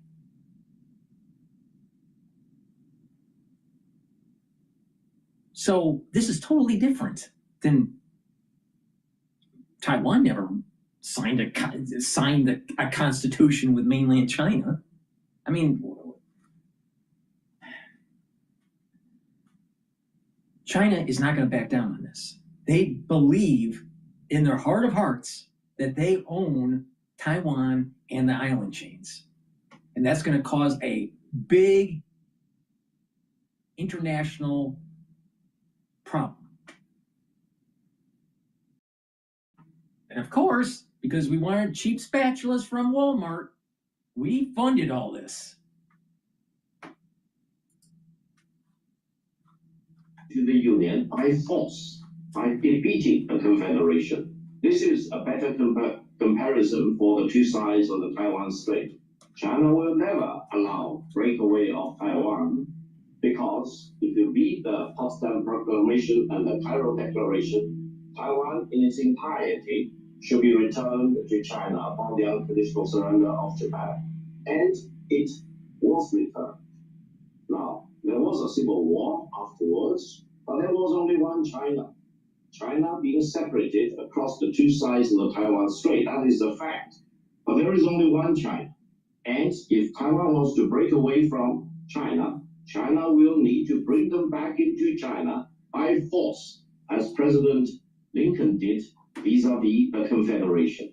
That is not aggression, that is not. And if the Confederacy won the Civil War, the Union would have given up, and the Confederacy wouldn't have just seceded. They would have assumed the North. We wouldn't be the United States. We'd be the Confederacy of whatever.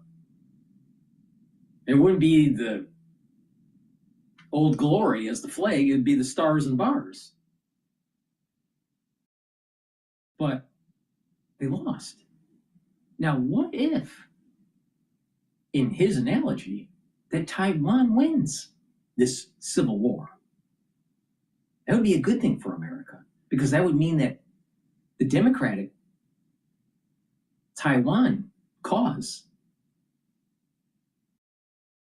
takes over mainly in China.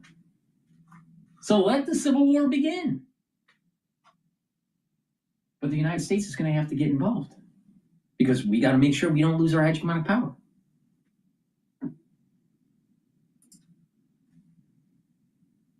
Using force against another country, that is civil war, as the Civil War in the United States. Thereafter, the United States has always been one country under God, indivisible.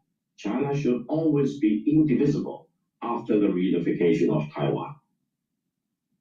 Yeah, but I think if we went back 120 years when Ireland was part of the United Kingdom, and we can see that things change. And if people decide that they are a nation and they deserve self-determination, well, why shouldn't they have self-determination? Allow me to emphasize, what the British or the English or the Irish want to do is their business. What the Chinese want to do here on the two sides of the Taiwan Strait, it is our business. As I declared just now, there is only one China. If you go back to Ireland and ask your government whether they recognize two China or one China, one Taiwan, you will be informed that they recognize only one China. They recognize that Taiwan is part of China, and China has full authorization as a sovereign. But which government? A democratic government or a CCP? Which government? Because we put our chips on Chiang Kai-shek, not Mao. But then we gave up on him and sort of was playing both sides of the fence. And there's the problem with the United States foreign policy in Asia.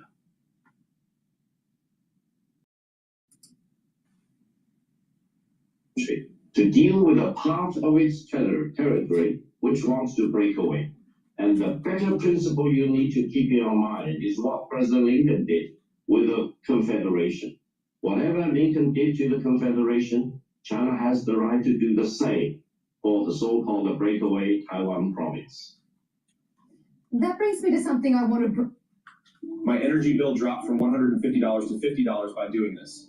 My friends laughed at me when I spent $49 on a power saver device that could cut my energy.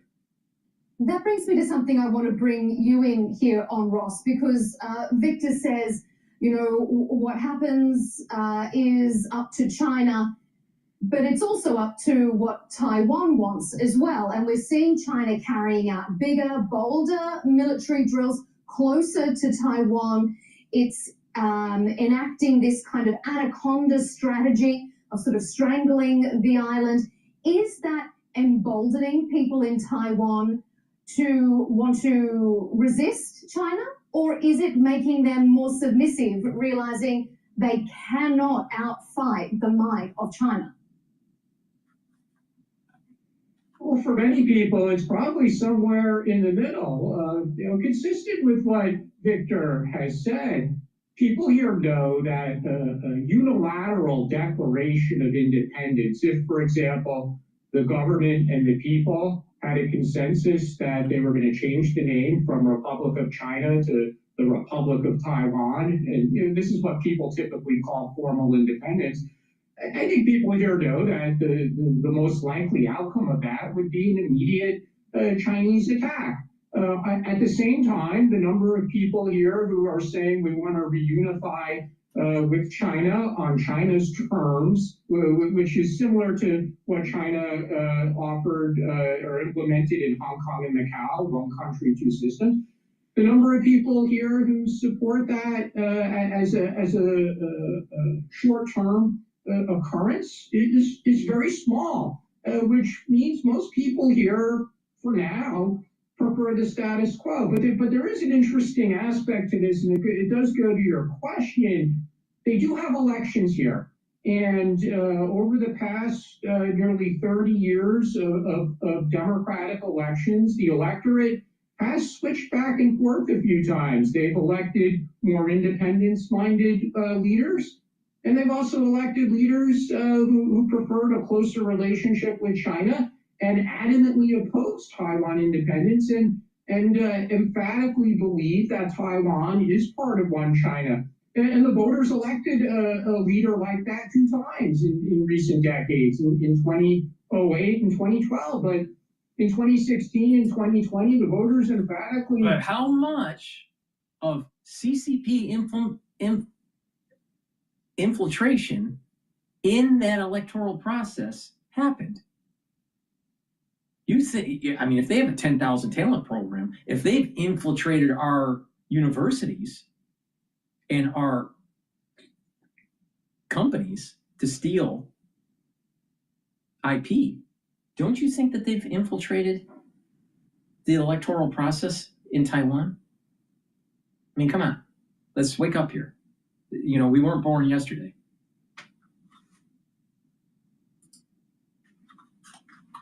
Elected a more independence-minded leader, and in 2024 it was a really strange result because the independence-minded leader was elected with only 40% of the vote because the other 60% was split between two candidates who were more moderate when it came to dealing with China. So it actually shows that at least at the moment, you know, the thing is, what he's proving is what I've just said. They infiltrate enough to not really get full majority consensus. Divide and conquer. The Chinese aren't dumb. I mean, they're pretty smart. Now, what's America going to do? I don't know. Now, going back to bioweapons, when it comes to, let's say, H7N9, you hit them right away, you're going to see people die pretty quickly or get sick. You have a large part of the population that won't be able to conduct a war or help with the war effort. But it's not long lasting. It may last for 18 months. But if you use something that has a large payload like SARS, you can have this extended where you're weakening a population years after. So people would say, well, we already have antibodies for SARS-CoV-2. Well, what about SARS-CoV-3 or 4? What if through artificial intelligence, it models a spike protein that flies underneath the radar of the antibodies? And most people that have antibodies are from the inoculation.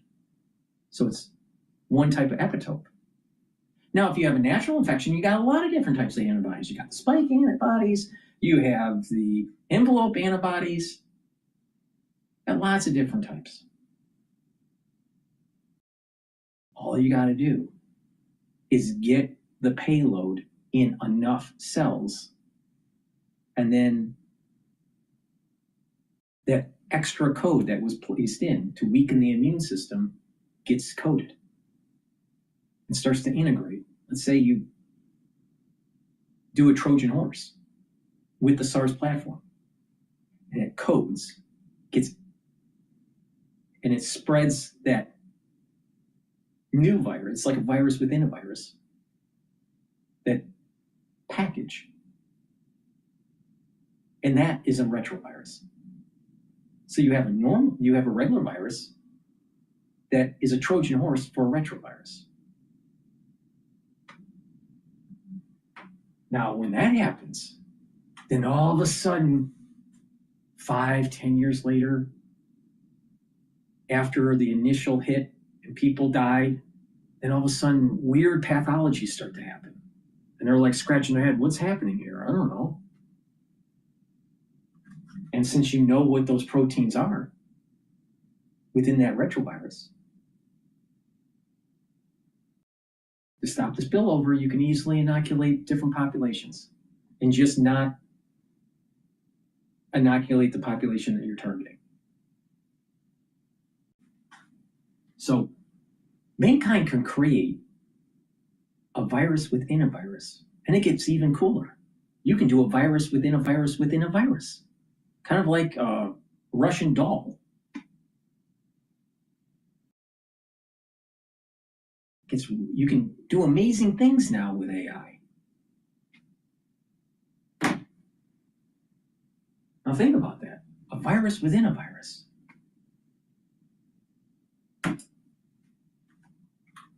The majority seems to be just wanting some moderation. They don't want to go for independence because they're concerned about immediate Chinese use of force.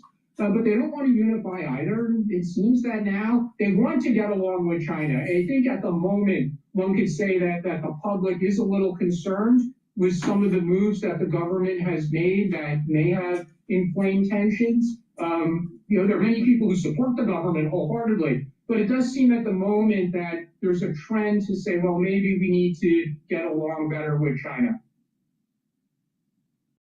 When we talk about getting along with China, I guess that turns us to the United States. One of Taiwan's key friendships, I should say, an unofficial friendship and interesting relationship with China recently. Taiwan is a key US partner, though, in the Indo-Pacific. The US obviously doesn't officially recognize. That's just with a respiratory virus. You breathe it in, it's a virus within a virus, then you got a big problem. And that's another potential bioweapon. Now, if the United States can do it, the Chinese can do it too. So now you have an escalation of the war. You have this arms race within biologics. Big problem. This is the reason why I did a bunch of videos about biological warfare in foreign policy. That's a real thing.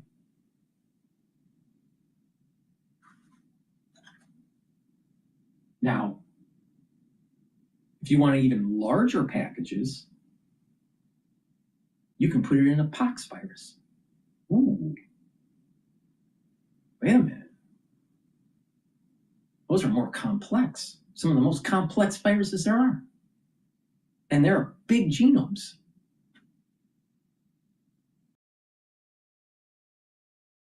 So you can hit them with H7N9, you can hit them with SARS-CoV-3 or 4, you can hit them with a modified pox.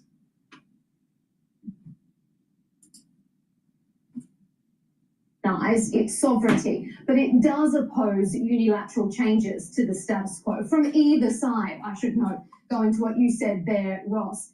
Earlier this year, though, the White House reportedly discouraged Taiwan's leader from visiting the US over the summer so as not to anger China. This was all happening during the trade wars between Washington and Beijing. So, Bill, that begs the question for many people. Would President Trump compromise Taiwan's territorial integrity, Taiwan's status quo, in order to maintain his relationship with China? I think, unfortunately, the bad answer to that is only President Trump knows that. But it might be different today than it is tomorrow. But I think in terms of U.S. posture over the last half century or more, they've always seen the status quo as integral to the American position in Asia. And I think from a defense and security perspective, maintaining Taiwan's self-rule is absolutely critical to U.S. national security in a global sense. That said, of course, President Trump has been consistent on two things throughout his career. One is he absolutely hates what he thinks of as unfair trade, and he blames China for that. But the other one is he absolutely hates foreign wars. So whether he would actually be willing to go to war is a moot point, I think. And whether he thinks he could do some kind of deal that would somehow avoid China getting into a war with China and getting some kind of good trade deal as he sees it from China, and that Taiwan ends up being the sort of the collateral damage to that deal. I don't think we can confidently say yes or no, but I think it needs to be factored into any kind of consideration of this three-way relationship between China, the US, and the leadership in Taiwan. Ross, how do you see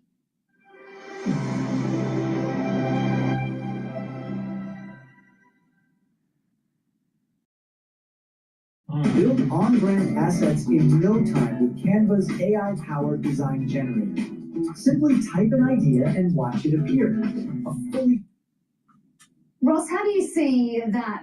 Is Taiwan a bit of a pawn here in President Trump's game in relationship with China? Does Taiwan think that it's secure under President Trump? I think it's a pawn.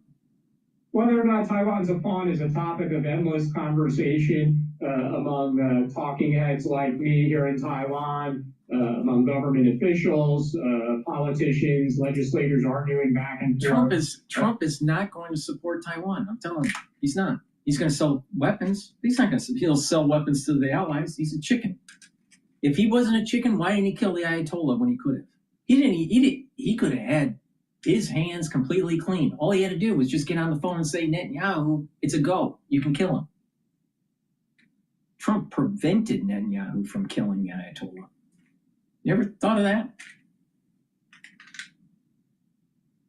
We had a perfect opportunity for actually democracy to flourish in Iran, because Iran has a lot of seculars, a lot of people educated that want a secular society. And Trump blew it. Trump blew it. Please go to my store, the-studio-reykjavik.com. Get the omega-3. This will help with your cardiovascular health. It's going to bring down inflammation and help with your lipid profile. By doing that, you're reducing plaque formation. And if you're 40 years of age or older, you should be taking vitamin B complex. Why? The first 4 B vitamins helps to help the mitochondria. It helps with the electron transport chain, so you have more energy, you have more ATP, so your cells will perform better. This will improve your cellular metabolism. When you get older, your metabolism starts to go down. You want to boost that up. This is a great way to do it. And vitamin B complex helps to protect your neurons with vitamin B12. Really important to protect your neurons. Let's continue with World War III. About this topic, we do know that the administration, the Trump administration, does include a number of people who are very strong supporters of Taiwan, starting with Secretary of State, National Security Advisor Rubio. So I think it's a safe assumption that he often counsels the president to show support for Taiwan, including things like letting William Lai transit the United States, given the precedent that exists for these kinds of transit stops. There's literally decades of precedent. It happens once a year, typically. But ultimately, the decision maker is President Trump. That being said, I mentioned earlier this proposed defense supplemental budget of nearly $40 billion US. I do think that President Trump is inclined to approve large weapons sales to Taiwan. If Taiwan is willing to make the money available, then I think the administration. Taiwan doesn't have a chance unless we fully activate our Air Force, our Navy, and our Marine Corps. We'll sell a significant amount of new weapons or additional weapons for systems it has already sold. For example, more Patriot missile batteries. That there's precedent because the U.S. has already sold Patriots to Taiwan. And I think President Trump would simply tell Xi Jinping that we've always sold weapons to Taiwan. You know that. We've not given up our sovereign right to sell weapons to Taiwan. And to put it more simply, speaking as an American, Americans always support a fair fight. So if this is going to be a war, even if America is not going to send its troops to fight and die, I think America would continue to make weapons available to Taiwan. If this starts to escalate, there is a high probability of unconventional warfare. What do you think about those weapons being available, Victor? Does that pose an issue for China? Allow me to make one perspective. We talk about U.S.-Taiwan relations as if, they started from yesterday. No. When Dr. Henry Kissinger made a secret visit to China in 1971, when President Nixon made a state visit to China in 1972, the United States. It was a policy not to help China. It was a policy to actually circumvent the outgrowth of the Soviet Union. Unfortunately, we were stupid and we gave them the doors to the World Trade Organization, and we built up their military by buying cheap spatulas from Walmart.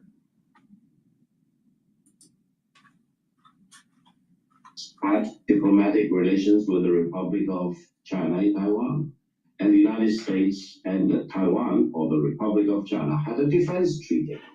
And the United States stationed tens of thousands of military troops in Taiwan in order to normalize relations with the People's Republic of China.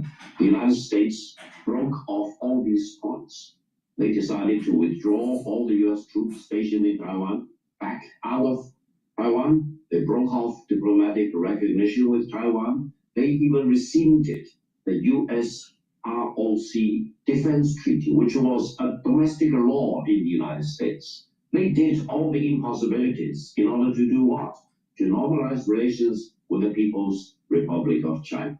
Now, yes, of course, the United States is still supplying weapons to Taiwan, but do you know where will be these weapons after the reunification?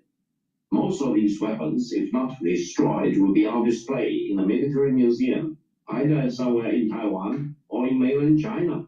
Therefore, if you think that the weapons supplied to Taiwan by the United States will enable the separatists in Taiwan to defeat China, you are indulging in fantasy. The United States publicly acknowledges, in terms of a conventional weapon, the Chinese conventional weapons are not inferior to the United States. They are actually, in many cases, already superior to the US weapons. In terms of other weapons, China's weapons are ahead of the United States. For example, President Trump is talking about F-47, for example, the sixth generation of the Phantom stealth planes. China is already producing two types of that from two manufacturers, one in Chengdu, the other one in Shenyang. And if the United States does not have the supply of rare earth from China, their defense industry will grind down to a halt. So don't think. That's the reason why we're going to war with Venezuela. Don't count your dumplings until you eat them. If you think about the war between China and the United States will win the war. What if they don't? What if they lose the war? especially in a war close to the Chinese coastline, and every inch of land in Taiwan is. And this is why we're going to have biological warfare. Covered by the long-range artillery pieces in Fujian, in Guangdong, and in Zhejiang. So you are talking about a completely one-sided war if the war ever breaks out. Let's all use our sanity to propose peace rather than agitating for war. The war will be quick. It will be. We win, they lose. Very, very swift, and the result will not be surprising at all. And if you are betting on the wrong side of the equation, what if you are on the wrong side? What if you are on the losing side? That is the moment of truth we all need to think about. This is the reason why you use biological weapons with a virus within a virus. Because if we lose, but before the war starts, we hit them with something, they get sick. And let's say they decide to conduct the war and they win. It's designed to kill them some at the beginning, but more 10 years down the road. And then, as you start preparing in those 10 years to have a counteroffensive. And China will never take any military action unless it is fully believed, fully convinced it is on the right side of history. Okay. What will make China to reach that conviction? To achieve national unity is always the right thing for China to do. And to defend and preserve the victory legacy of the Second World War after defeating Japanese fascism is always the right thing to do. If you're a British or an Australian, don't forget all the atrocities and the crimes against humanity, against your nationals, and humanity as a whole committed by the Japanese fascism in the Second World War. We're going to come back to Japan in just a moment, but I want to bring our other two guests back in. Ross, it doesn't sound like China's not thinking about war. Come on, too many commercials. After doing an average of $1.167 million per month in the year of 2024, this is the one thing that I would focus on if I wanted to be a world-renowned healer. Please go to my store, the-studio-reykjavik.com. Take these supplements to help with brain function, but it's dual purpose. Vitamin C and magnesium will help with your skin, brain function, and boost up your immune system. Magnesium and zinc will help with brain function and boost up the immune system. Take them together for synergistic effects. Magnesium also improves the efficacy of vitamin D3. You should be taking this every day. By doing this, it's part of a larger protocol to slow down the aging process. But like I said, it's really important for brain function. Magnesium, take it every day, super important, especially as an aftershock from the crisis of 2020. Because people that are 40 years of age or older, about 30% of them are going to get early onset of dementia. There's three types. 70% of the 30% are going to get ischemic. Or about 75%, let's just say. 75% will have ischemic, so microbleeding and microclotting, and then slow brain death. About 24.9% will get amyloidosis, build up a plaque on your brain, all right? And there's going to be about 0.1% that get prion disease. Start protecting your neurons. Digestive enzyme complex. This will help reduce the load on your pancreas, help to digest carbohydrates, proteins, and lipids, help with that digestion. You'll get the proper absorption of your food. It's a great supplement. It also has bromelain in it, so it breaks up clots, and it has the proteolytic enzymes to break up glycoproteins. That's the reason why I told you to take it during the crisis of 2020. Because you got to get rid of those glycoproteins. Olive leaf extract, dual purpose, brings down inflammation, helps you to control your lipid profile, helps to bring down LDL levels, increase your HDL levels. When you do that, you have less plaque buildup. That's the reason why it helps with your cardiovascular health. But olive leaf extract, by bringing down systemic inflammation, will also help with your immune system. Take it every day. So a great stack. Digestive enzyme complex to break up your food, reduce less load on your pancreas. Olive leaf extract to help with your cardiovascular and your immune system. The magnesium and zinc and the vitamin C and magnesium with brain function and our immune system. Use discount 5, you get $5 off any order. You spend $100 or more, you get a free gift. Guess what? You're going to need the free gift for the winter season. Now let's continue as we march right into biological warfare.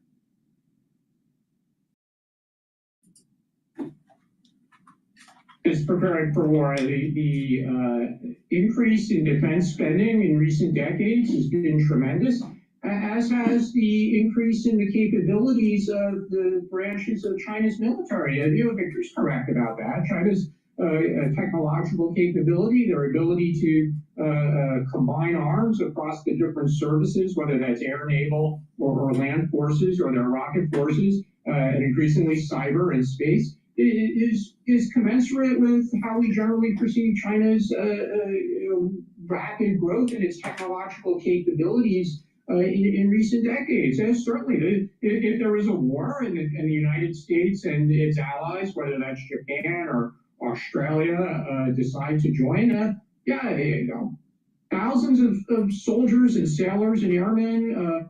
It's going to be heavy-duty space, knocking out satellites. That's going to be the first moment is going to be space, because everything's GPS and smart bombs and all that. So China's going to try to hit the United States satellites. The United States is going to try to hit the satellites from China.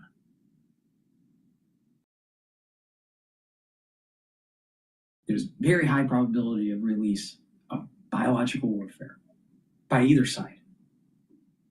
And there's going to be heavy use of drones.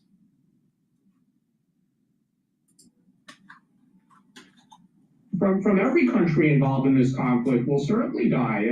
This will be not just a drone war. People increasingly talk about drone wars, but this will be fought in large part on the sea or in the Taiwan Strait, possibly on land in Taiwan as well if China successfully makes a landing.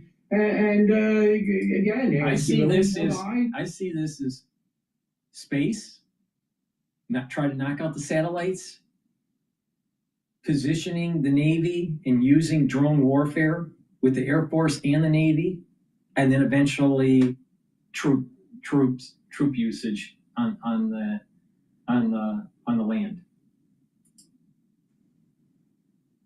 Will die, and it'll be a horrible conflict. That's not, those possibilities, which do exist, they're very real. That's still not going to stop the United States from selling weapons to Taiwan or stop Taiwan from increasing its defense budget. Those are just reality. You'd never mess around with the military-industrial complex, do you? Money to be made. These that are going to happen. Bill, you're shaking your head there. Do you agree? I mean, whether or not the US might step in and intervene, certainly not blinking an eye at supplying Taiwan with some of its most cutting-edge defenses. Yeah, I think the thinking from countries that are broadly supportive of the status quo is that they want to make war unthinkable. And if the more that they can bolster Taiwan's defenses and therefore make an invasion either a failure or too costly, for the People's Republic of China, then that's a way of preserving the status quo. So the more advanced weaponry that Taiwan has, the greater the drone numbers of drones, etc., will deter China. And this is really, I think, getting to this, idea, we're going back to Cold War deterrence here. It's really about, what can I do to inflict damage on you that will stop you doing something that I don't like? It's pretty bare knuckle stuff, really.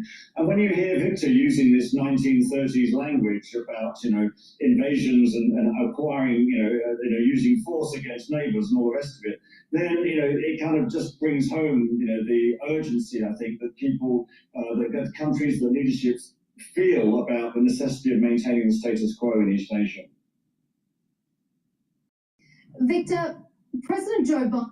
Imagine being able to build an app with your name on it just by thinking about it. Meet Base 44, a complete AI creation platform.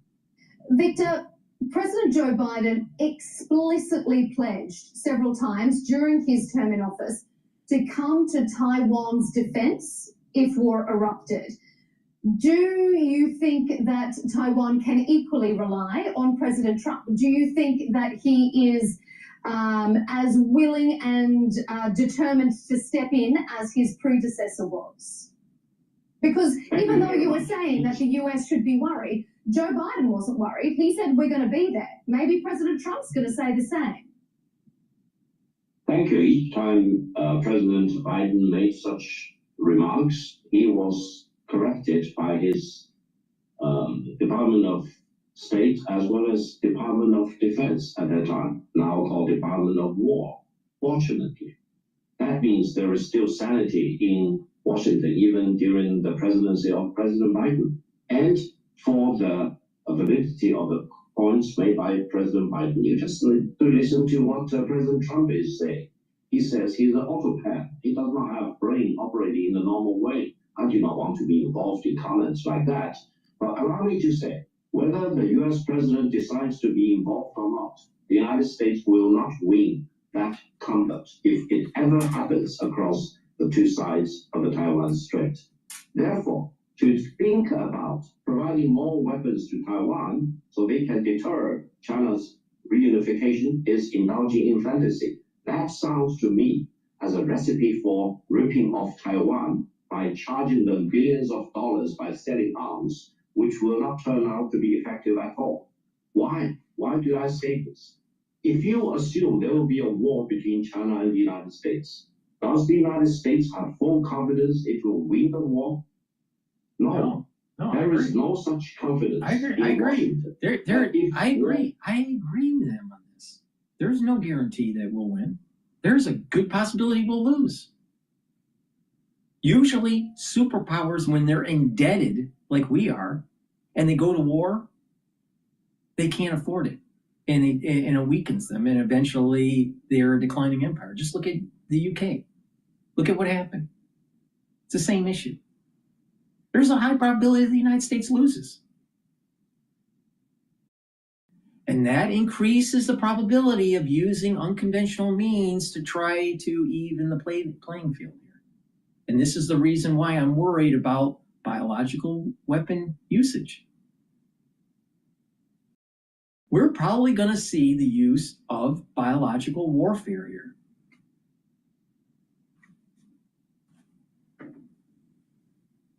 No, but we could lose. We could lose. The high probability we'll lose.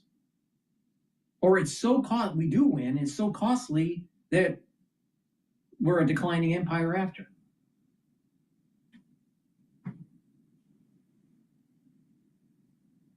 But it was hedge funds that sent FDI money to China.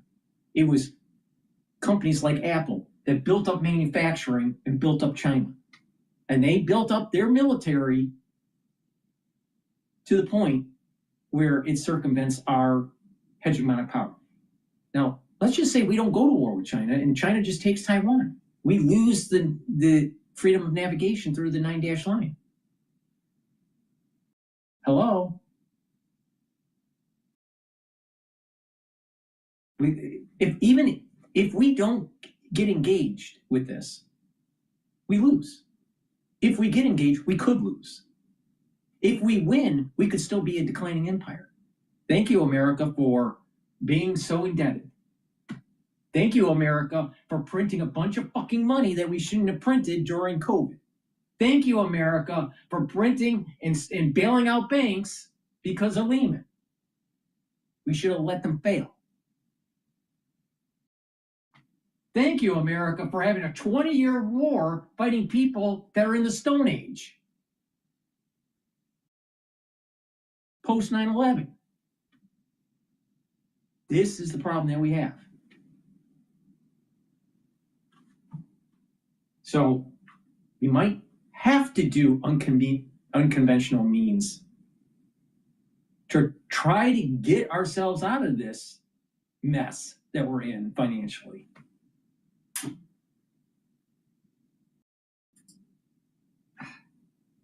Breaks out between China and the United States, even the total war, the United States will always have 100% assurance of their winning the war. Therefore, why do you want to believe that Taiwan, which is part of China, and the United States fully recognizes this one China policy, wants to supply weapons, and they will believe that Taiwan, with these weapons, will be able to hold off China if China wants to exercise its legitimate right of achieving national unity? Come on, you are not being that unsophisticated, I hope. Therefore, all the talks about sending more weapons to Taiwan seems to me is a sure recipe of ripping off Taiwan, try to get some more money out of that, and now you are talking about $50 billion US. You will even charge them $500 billion US, and they will still not be able to hold off the almightiness of the Chinese nation if we decide to make sure that national unity will be achieved at any cost. This is the noblest thing for the Chinese nation to achieve in our lifetime. There's no guarantee they're going to win. It's the same issue with the United States. First of all, their economy is shattered. President Xi doesn't have a strong backing. His political power is starting to weaken. Now, he may make his move to try to consolidate. So both sides don't have a guarantee that they're going to win. There's no guarantee. Most likely, both sides are going to be so crippled from the war effort that it's going to take decades to get out of this.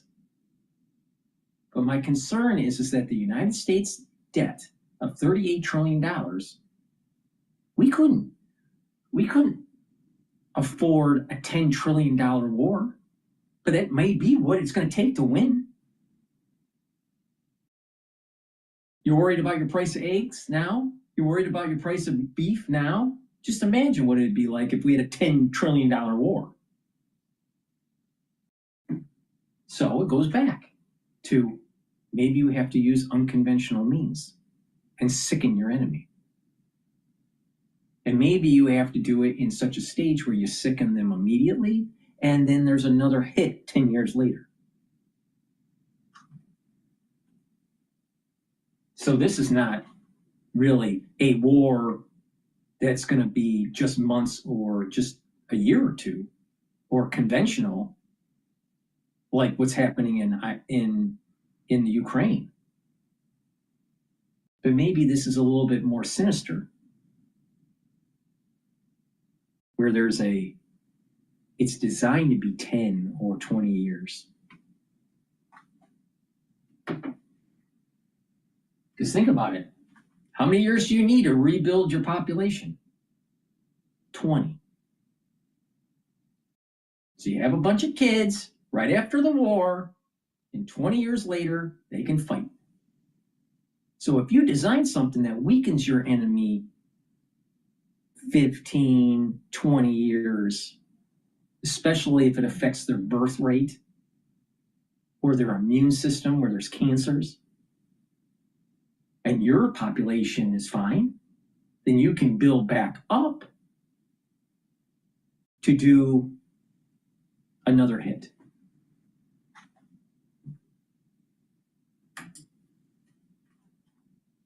Ross, is the US just trying to rip off Taiwan, getting some more money by selling it weapons that it can't use and won't need? That's a question that's also a matter of frequent public discussion here.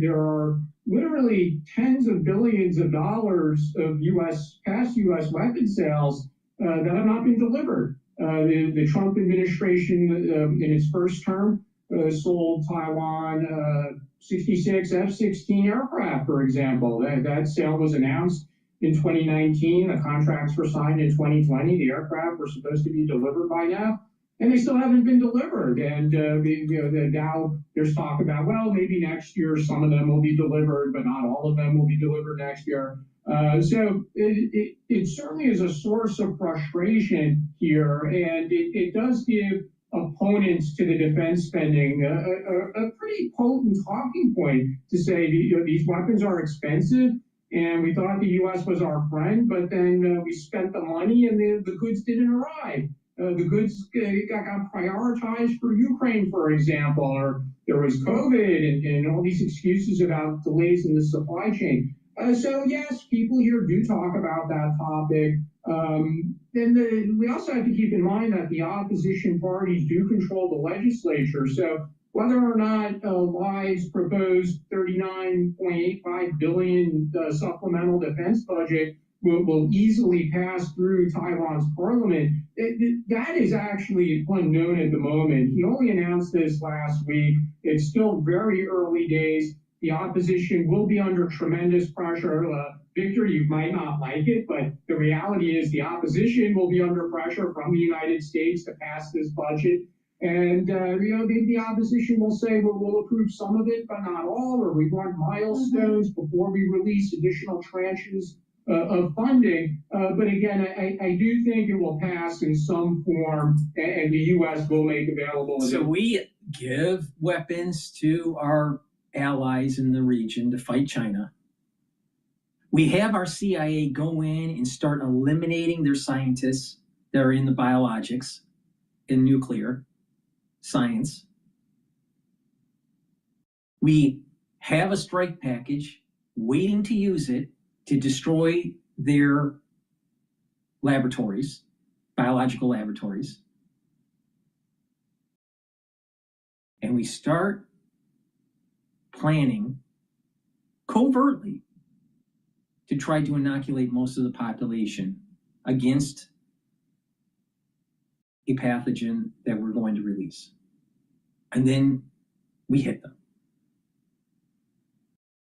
Now there's some kinetic stuff that's going on shortly after, but as their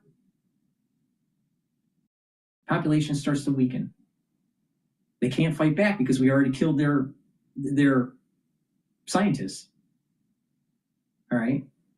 And now it adds to the probability that we maintain the hegemonic power. Now let's just say that they go nuclear. Maybe they figure out what we did or whatever, and they go nuclear.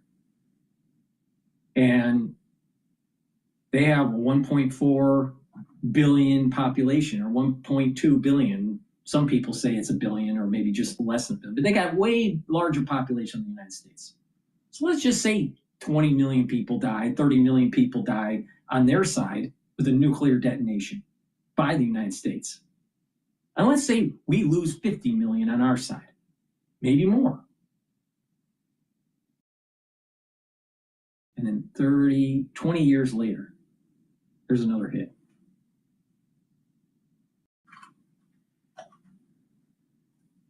So biological weapons may lead to actually the use of nuclear. But if you don't do this, you don't have the opportunity to have your enemy weakened to be able to try to fight them in 20 years. So a war in Taiwan isn't a war just for Taiwan. It's like a 30-year war or a 20-year war. But it's not 20 years of activity. It kind of dies down and then ramps back up. Kind of about the 30-year war in Europe. You know, not every day was a war. Not every day was a battle.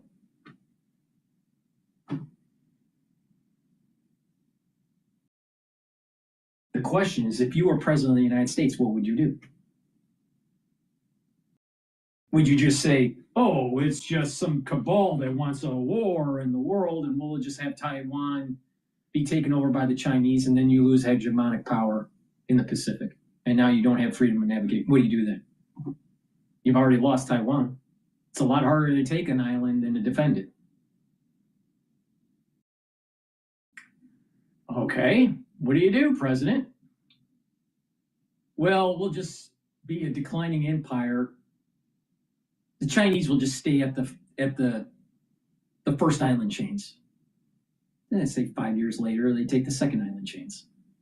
Well, President, the next president that comes in, because they were probably ousted out during the general election.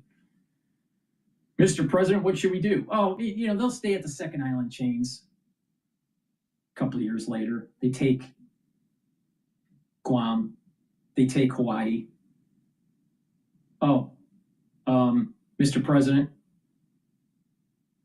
we've lost one of our states and half of Alaska. Let's say the archipelago of Alaska. Not half, but let's just say the island chains that are tied to Alaska.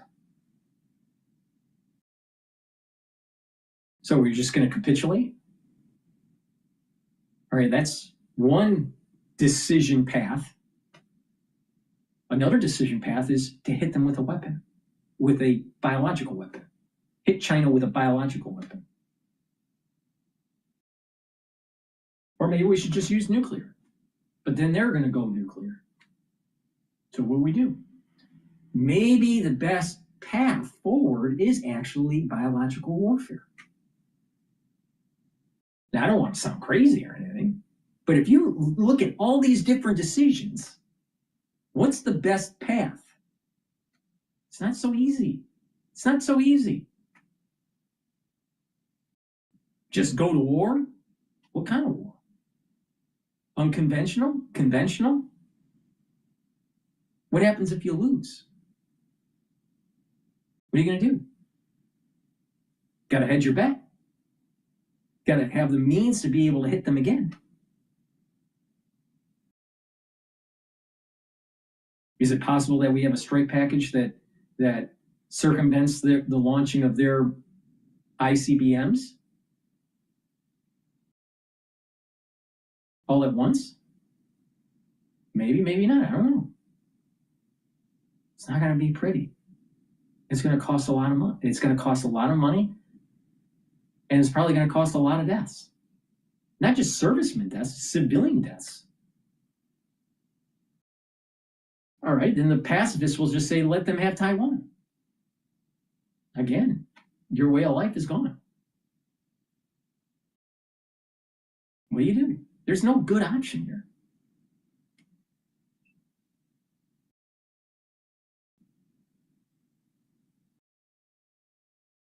And when all these things start to unravel and the economies start to get worse and all this, then it's a loss of constitutional freedom and it's a rise of tyranny. On both sides. It's going to be a rise of tyranny in China with a one-party system, and there's going to be a rise of tyranny in the United States.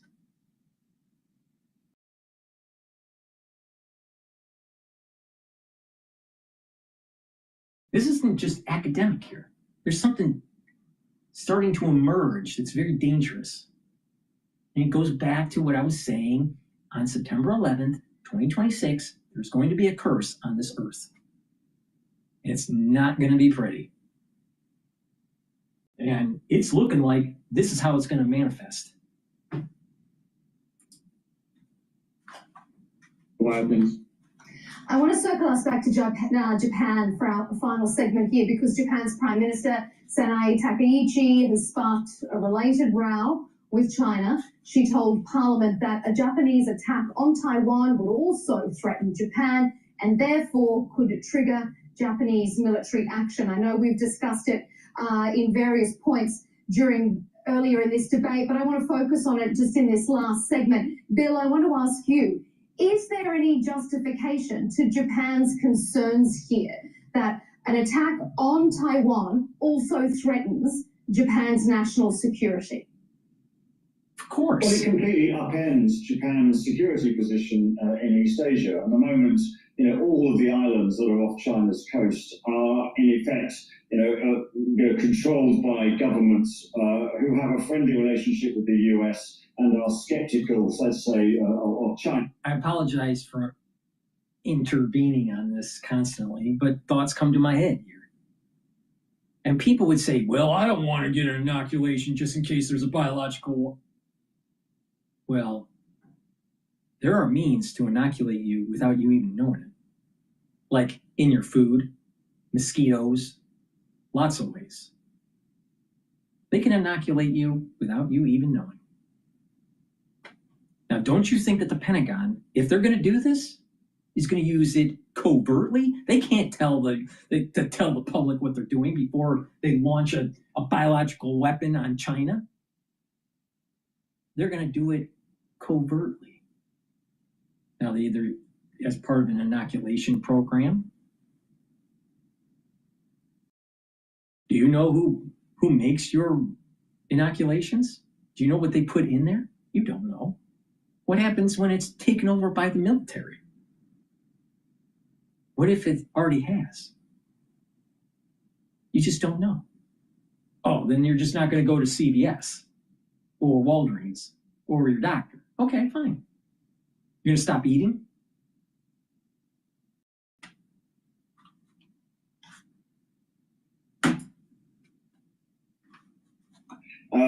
Japan, Taiwan, the Philippines, etc.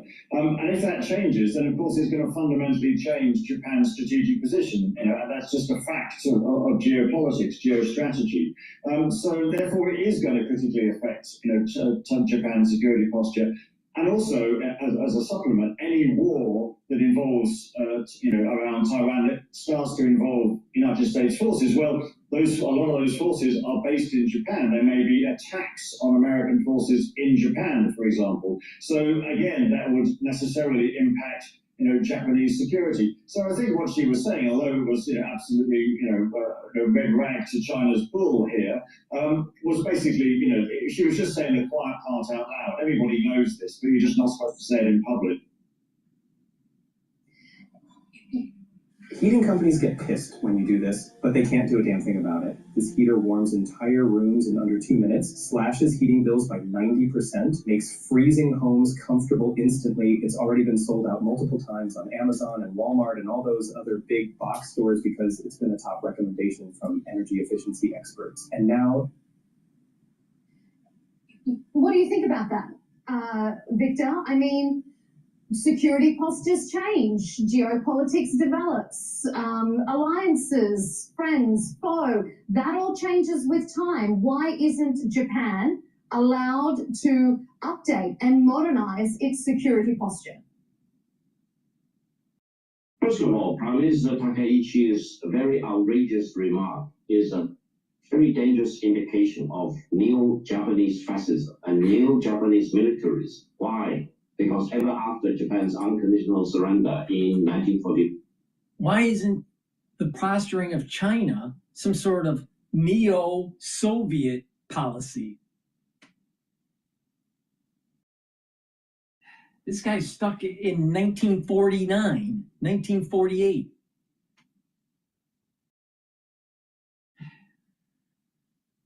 Can't take it anymore. I just can't take it anymore. This was the first time a sitting Japanese prime minister threatened use of war against another country, and that country turned out to be China.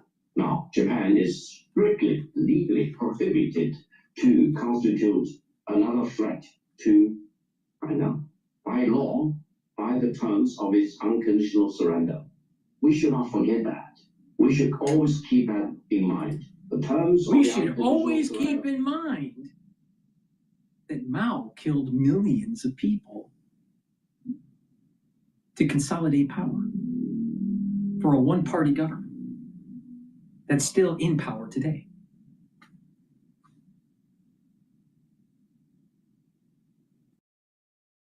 We can't forget that. Japan wouldn't be the Has first no time country limit. to change that. That was a long time ago, and what's been written in the UN doesn't necessarily is always adhered to.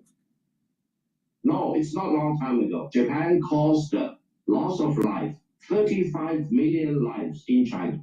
China will never forget the atrocities and the crimes against What about the tens of millions that Mao killed?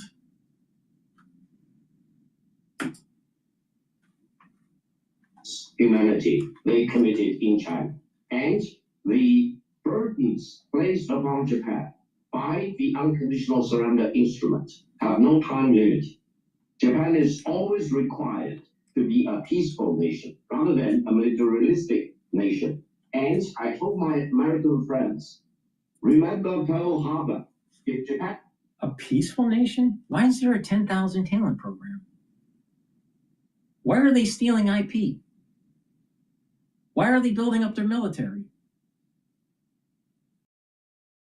Maybe we're going to need to drop some bioweapons.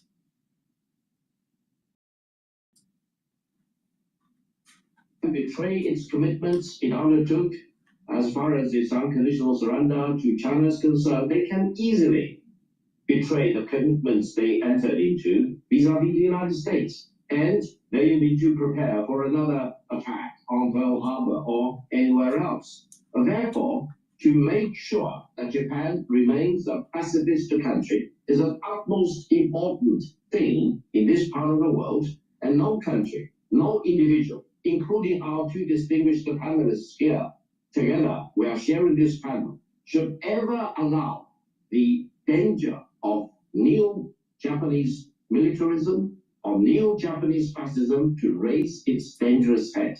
Let's think about this. Let's think about this for a second. You have a Chinese official, think tanker, all right, saying we need to worry about neo-Japanese imperialism with Hello Kitty?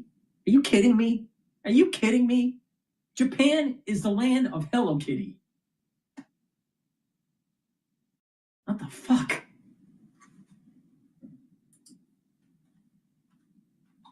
Before it can be raised against China. Ross, is Japan more of a waterproof knit shoe that's comfortable and doesn't look ugly? I thought it was a scam. These are Vesties. They make these incredible waterproof shoes, not just water resistant. Ross, is Japan more of a threat in the region than China is? Japan's security concern, first and foremost, is to defend the Japanese homeland. Frankly, I was a little critical of the reaction here in Taiwan to Prime Minister Takaichi's remarks, because there were many people here who took it as a commitment to come to fight for Taiwan, which is not really what she said. The most basic essence of what she said was, if there is a conflict between China and Taiwan, it is, of course, a security risk to Japan. And that's true, as Bill pointed out. And they would be on alert. They would be watching. They may have to evacuate Japanese nationals from Taiwan if there's a war, and they would be using their military resources, understandably, to do that. But she didn't specifically say that Japan will come to Taiwan's military assistance in the event of a conflict. But unfortunately, I think a lot of people here in Taiwan reacted that way. And then there were Taiwan politicians putting photos on social media of themselves eating Japanese seafood and saying, oh, we should all go visit Japan because Chinese tourists aren't going to Japan. I thought that was a bit of a silly overreaction here in Taiwan. But as far as how the rest of the region views Japan's increased military spending in recent years and going forward, China is certainly critical of that, but we really don't see or hear a critical voice from other countries in the region. We don't see the ASEAN countries criticizing Japan's increase in defense spending, nor do we hear those countries criticizing Australia's increase in defense spending, or even the United States' increased interest in deployments in this part of the world as well. So to answer your question, no, we don't hear that message coming from ASEAN countries, for example. Allow me to make a point. Allow me to make a point. Yes. Before the surprise attack on Pearl Harbor, not many people in the United States were critical of what the Japanese government was doing at the time. But then Pearl Harbor happened. So the fact that not many people are critical of what Japan is doing doesn't mean that they are doing the right thing. You need to put it in historical perspective. You need to realize that the current international order we are living into was more or less started in 1945 upon the unconditional surrender of Japan. Japan is the land of Hello Kitty. Also, what's different today versus back then is the United States has bases in Japan. So the United States is heavily in control of what is going on militarily for Japan. I don't think they'll do anything unless the United States knows about it and approves it. That was not the case in World War II. Please go to my store, the-studio-reykjavik.com. After listening to this and the rhetoric I just said, you probably won't be able to sleep. Get Goodnight Formula. This has tryptophan, melatonin, GABA, and passion flower. They'll allow you to get into 3 to 5 cycles of REM sleep and deep sleep. When you get those cycles of deep sleep and REM sleep, you'll be able to consolidate memory, detoxify your central nervous system, and you'll be well rested so you can watch another episode of my show. Please go to my store, get the Goodnight Formula, take it every day. It'll slow down the aging process. And if you're 40 years of age or older, take Myotrol. This will help with the gene expression to build muscle and maintain muscle, to reduce atrophy. Many people, they just wither away, and then by the time they get into their geriatric years, they have no bone density, and they fall, and 2 weeks later they're dead. Do some resistance training, take Myotrol, build muscle, build denser bone. Super important. There's polyphenols, flavonoids, and lignans. If you're an athlete, younger or older, you'll benefit from this also. It'll strengthen your musculature for your sport. So please go to my store, get the Goodnight Formula, and get the Myotrol. Use discount 5, you get $5 off any order. Spend $100 or more, you get a free gift until supplies last. You're going to need that free gift for the winter season. And go to my store before we have World War III. Okay, that is the Big Bang event. And we are all living in the overshadow of that Big Bang event.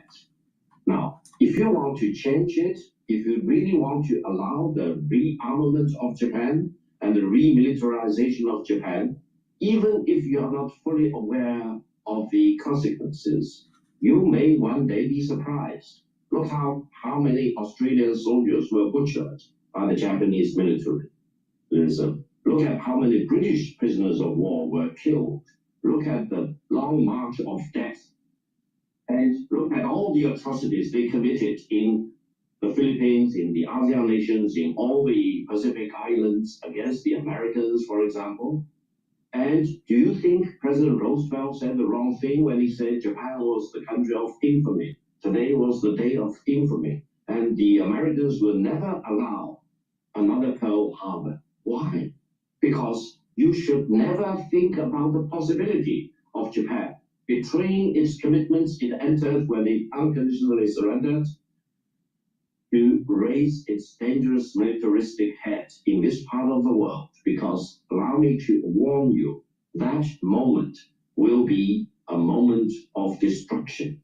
That moment will herald in war, and that moment will also herald in the annihilation of Japan as a country, because they betrayed their commitments. They want to rearm, they want to reconstitute another threat to a country like China, and they will forfeit their right to live as a peaceful nation, as they committed to when they unconditionally surrendered to China in 1945.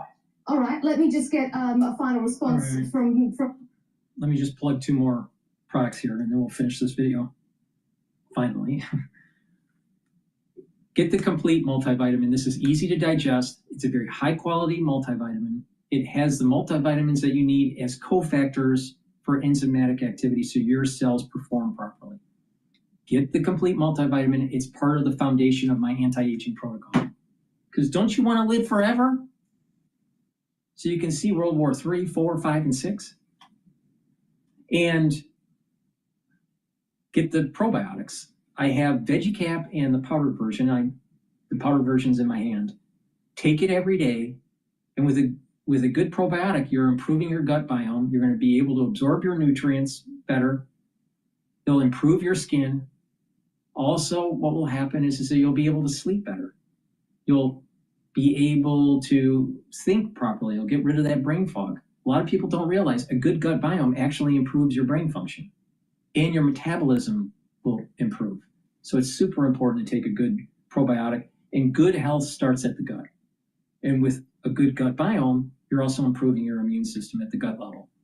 So get the probiotic and the complete multivitamin. It's a great pair to start on your anti-aging journey and getting healthier. Because who knows, don't you want to be around to see World War X?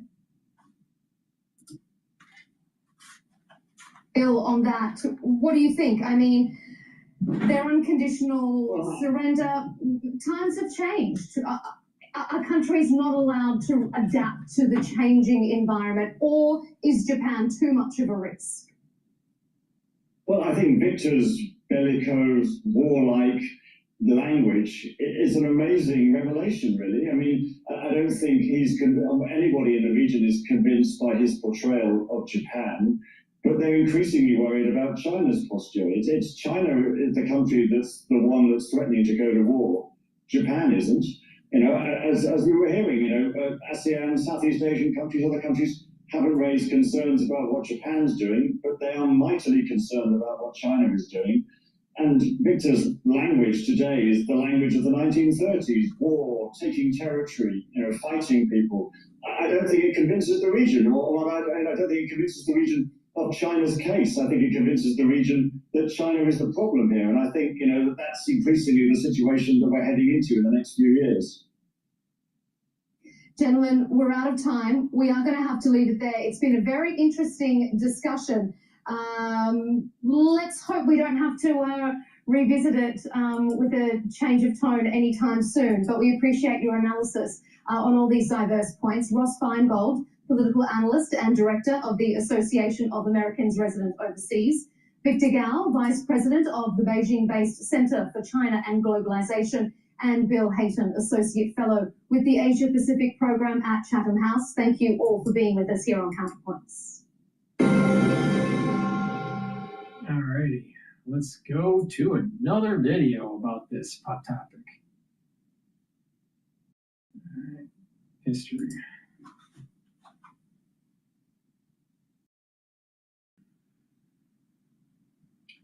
All right, let's listen to China in Focus. Now, I wouldn't be surprised if China in Focus is actually a CIA operation, but hey, we want to be fair and balanced, right? Please go to my store, the-studio-reykjavik.com, before World War III happens, and there's a nuclear detonation, you need to get a very high-quality deodorant. So please go to my store and get the citrus or the peppermint, lavender, and tea tree. This is dual purpose. It's going to make you smell good. It'll probably even reduce the sweat, the sweating from a nuclear war. And it's going to help with your immune system and your endocrine system because it helps to detox your body. All right, all kidding aside. Most deodorants are not as powerful as this. All right? Most of the deodorants that are out there, they're full of different chemicals. They're not good for your immune system or endocrine system. They work well for perspiration and you use it as a deodorant, but they don't really help the immune system or the endocrine system. This deodorant does. All right. You can get it in citrus, and you can get it in peppermint, lavender, and tea tree. It's made from essential oils from the Himalayas. Very high quality ingredients in here. You can't get anything better. All right. Use it every day, and you're detoxifying your body. when you're detoxifying your body slowly by using this daily deodorant, you're helping your immune system and your endocrine system. It's for males and females. Use it every day. Get a couple bars for your household. It's very high quality. You can also use it as a gift. Please go to my store, use discount 5. You can save some money, all right? Before we have World War III. You get $5 off. All this, it's discount, all caps, number 5, $5 off. If you spend $100 or more, you get a free gift till supplies last. But it's really important, if you buy products and you're investing in your health, you want it to be dual purpose. And that's the reason why I have so many different supplements that are dual purpose, right? So you get more bang for your buck. All right, let's listen to China Now. Or no, China in Focus.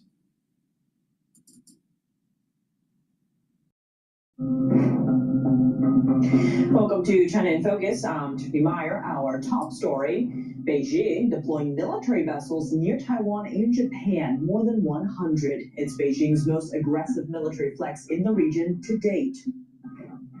Taiwan's president warning that China is ramping up military aggression toward the island. That's as satellite images reveal Beijing expanding air and naval sites that could be used in an invasion. President Trump brokers a peace deal between 2 African countries. Agreements on critical minerals also signed.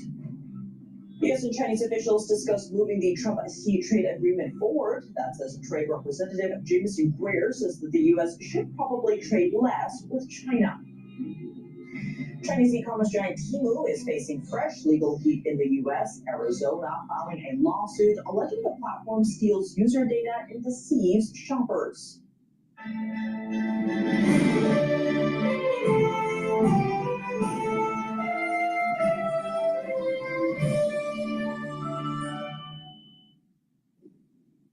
Concerns over China's military activities near Taiwan and Japan are rising. On Thursday, Reuters reported that Beijing was deploying military vessels in nearby waters this week, more than 100. It's Beijing's largest maritime show of force in the region to date. Here's what Japan's defense minister had to say on Friday. China has been expanding and intensifying its military activities around Japan, while we maintain a high level of vigilance regarding China's military movements and continuously gather and analyze information. We refrain from commenting on each specific case. Satellite images show a Chinese naval group sailing through the Philippine Sea east of Taiwan. It's unclear where they're headed. The group includes a helicopter landing dock and 2 destroyers. It looks like a large-scale military drill, but China hasn't announced any such activity. China's aggression seems to be bringing Taiwan and Japan closer together. On Friday, Taiwan's premier said he was very moved by Japan's Prime Minister Sanai Takaichi's recent remarks on Taiwan's security. Takaichi said China invading Taiwan would be a direct existential threat. She added that Japan would consider intervening militarily. This has led to China and Japan's worst diplomatic clash in years. Here's Taiwan's premier. They represent justice and peace. We are also extremely grateful to Prime Minister Takaichi and to the Japanese government and people for continuing to uphold this justice and peace under such strong pressure. Cho added that many Taiwanese are now planning trips to visit Japan as a show of gratitude and support. He also invited Japanese pop stars and music groups to come perform in Taiwan. That's after some Japanese artists were banned from performing in China. The Chinese Communist Party views Taiwan as its own territory and has always threatened to take the island by force. Taiwan's government rejects Beijing's sovereignty claims. Taiwan's President William Lai saying Wednesday that China is ramping up military aggression toward Taiwan. He said China's military drills targeting Taiwan are becoming increasingly frequent and intense. Beijing is now projecting power deeper into the Indo-Pacific, a region long dominated by the U.S. and Western navies. Back on China's east coast, the regime has been carrying out major infrastructure expansion, according to the Wall Street Journal. The developments range from a large new base for amphibious warships to a mega airport that's a short boat ride from a Taiwanese island. How will the new development aid a potential Chinese invasion of Taiwan? NTD's Juliet Song has the details. Rick Fisher is a senior fellow at the International Assessment and Strategy Center. He told NTD that the infrastructure expansion is another step in Beijing's plan to take Taiwan. To basically enslave that island democracy, turn it into a vast military base in order to begin its war to retake the Ryukyus, which are Japanese territory, and to go south, to invade many of the islands of the Philippines, and to basically dominate Asia militarily, destroy all. Now think about this. You think the United States is going to allow this? You think the United States should allow this? This is increasing the probability of unconventional warfare. And if you look at the decision matrix, biological warfare is definitely on the table.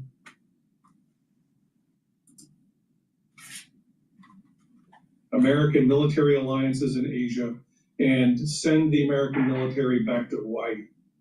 Just 5 years ago, this was a regular stretch of land in a district of Shanghai. Today, it's an amphibious base with a long pier and a helicopter runway. Shanghai and the Pudong area are going to be major logistic support and jump-off points for any maritime and airborne invasion of Taiwan. The base can accommodate ships capable of carrying 5,000 troops. Colin Coe, a maritime security expert, told the Wall Street Journal that the base's size suggests it's designed for wartime use. Further south, China has expanded a naval base in Yueqing Bay, adding new piers that can accommodate more ships. Nearby in Fujian province, directly opposite Taiwan, is a new helicopter base. Military helicopters taking off from this base could transport troops to Taiwan. It could also be used in an assault on Penghu Islands, a key Taiwanese archipelago. China has also expanded an international airport in Xiamen. The facility is a boat ride away from Kinmen, a frontline Taiwanese island. Another airport in the northern Taiwan Strait has built a new runway. This would allow more aircraft to operate there. Civilian airports can serve the military in wartime. Think refueling or launching military aircraft. President Trump facilitating a peace deal between the Congo and Rwanda. He also secured agreements on critical minerals and national security aimed at reducing dependence on China's rare earth supplies.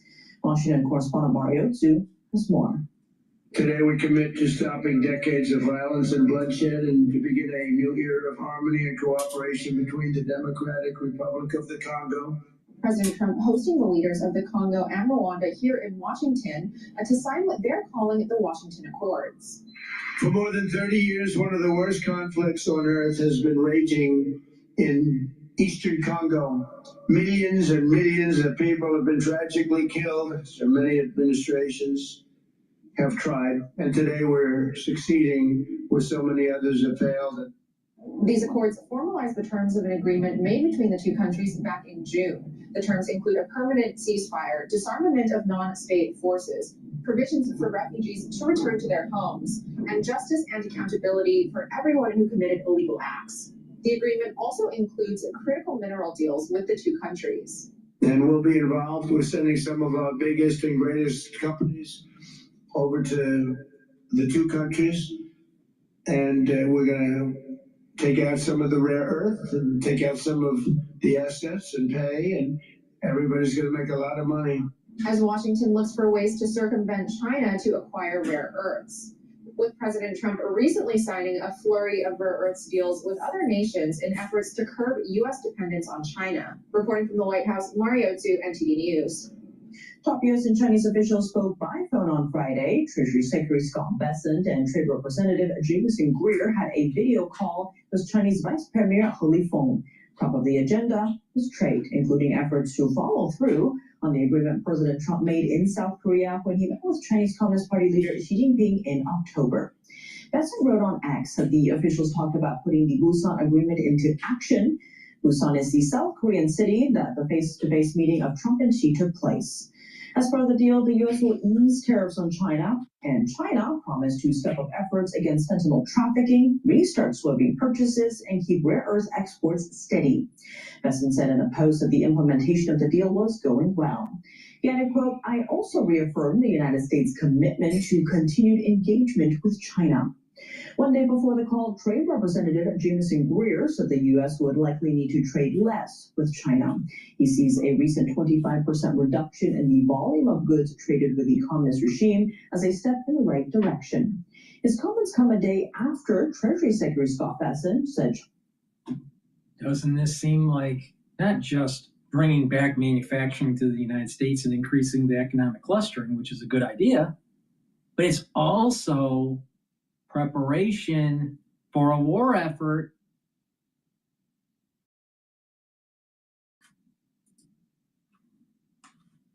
Was ready to honor its trade commitments, including the purchase of 12 million metric tons of soybeans.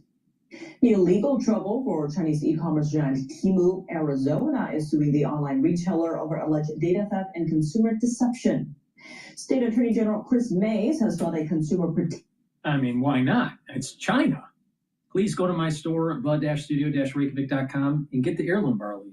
This will help to detoxify your body, bring down inflammation, and soak up free radicals. When you do that regularly, you're slowing down the aging process, you're boosting up your immune system, you're helping your endocrine system, and by bringing down inflammation at the vascular level, you're reducing plaque formation.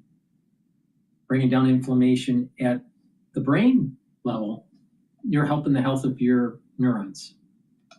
Chronic inflammation at the neuron level will degrade the myelin sheath, and guess what? When that happens, you think slower, you lose memory. Bring down inflammation. It's really important. It's a cornerstone of slowing down the aging process.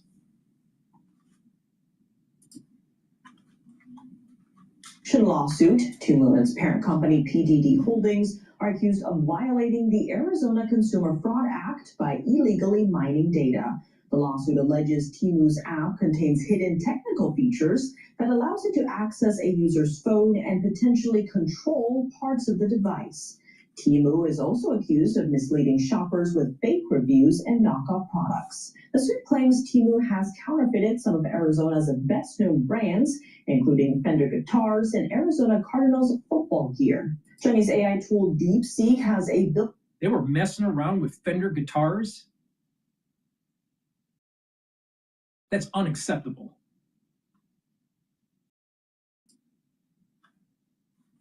In Kill Switch, it activates when users ask topics Beijing doesn't like Falun Gong or the Uyghurs, two groups suffering severe suppression under the communist regime. A new cybersecurity report says when those terms are brought up, DeepSeek either refuses to help or, even worse, starts writing weaker code. Weaker meaning codes with serious security flaws that can make a computer more vulnerable to hackers. The report from CrowdStrike said, "Of course. We're talking about China here. But wait a minute. Isn't China in focus a CIA op?" This bias shows up in DeepSeek's coding assistance, the tools developers use to speed up and debug their work. And that's risky. If people use that flawed code without realizing it, they could be opening themselves up to cyber attacks. The vulnerability is baked in.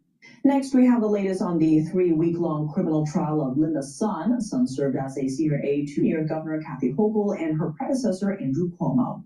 She was a trusted advisor on China affairs, but now she's accused of acting at Beijing's directive in exchange for financial kickbacks. Sun has pleaded not guilty. As the trial approaches its conclusion, court records show that Sun's attorneys filed a motion of adjournment 2 days ago. Prosecutors strongly opposed it, arguing it may cause a mistrial. Judge Kogan sided with the prosecutors and denied the motion. NTD's Flora Hua was at the court. Here's more.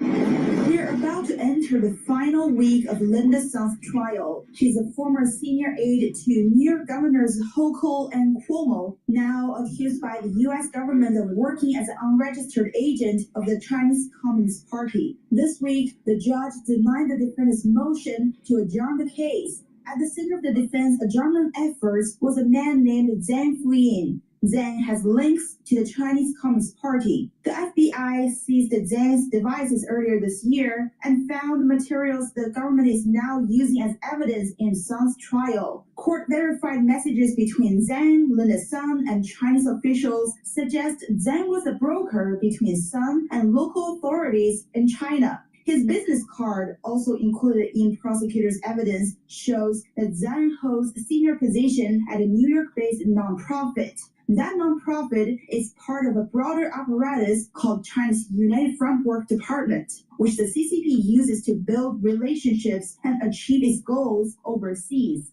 Linda Sun's defense argued that they needed more time to review all the materials from Zhang Fuyin's devices, not just what the government provided, since Zhang won't be testifying in court. Prosecutors said it would likely cause a mistrial, and Judge Kogan didn't allow it. He gave the defense just 2 days next week to bring in witnesses. That could include Linda Sun and her husband, co-defendant Chris Hu. The couple is facing 19 charges in total. They pleaded not guilty to all. Messages presented during the trial show Zhang repeatedly asked Linda Sun to facilitate then New York Governor Cuomo and later Governor Hochul to visit China's northern province of Henan. He also appeared to ask Sun on behalf of the Henan provincial government for invitation letters signed by the governor inviting officials to New York. Sun managed to deliver on many of his requests. She even allegedly forged Hochul's signature.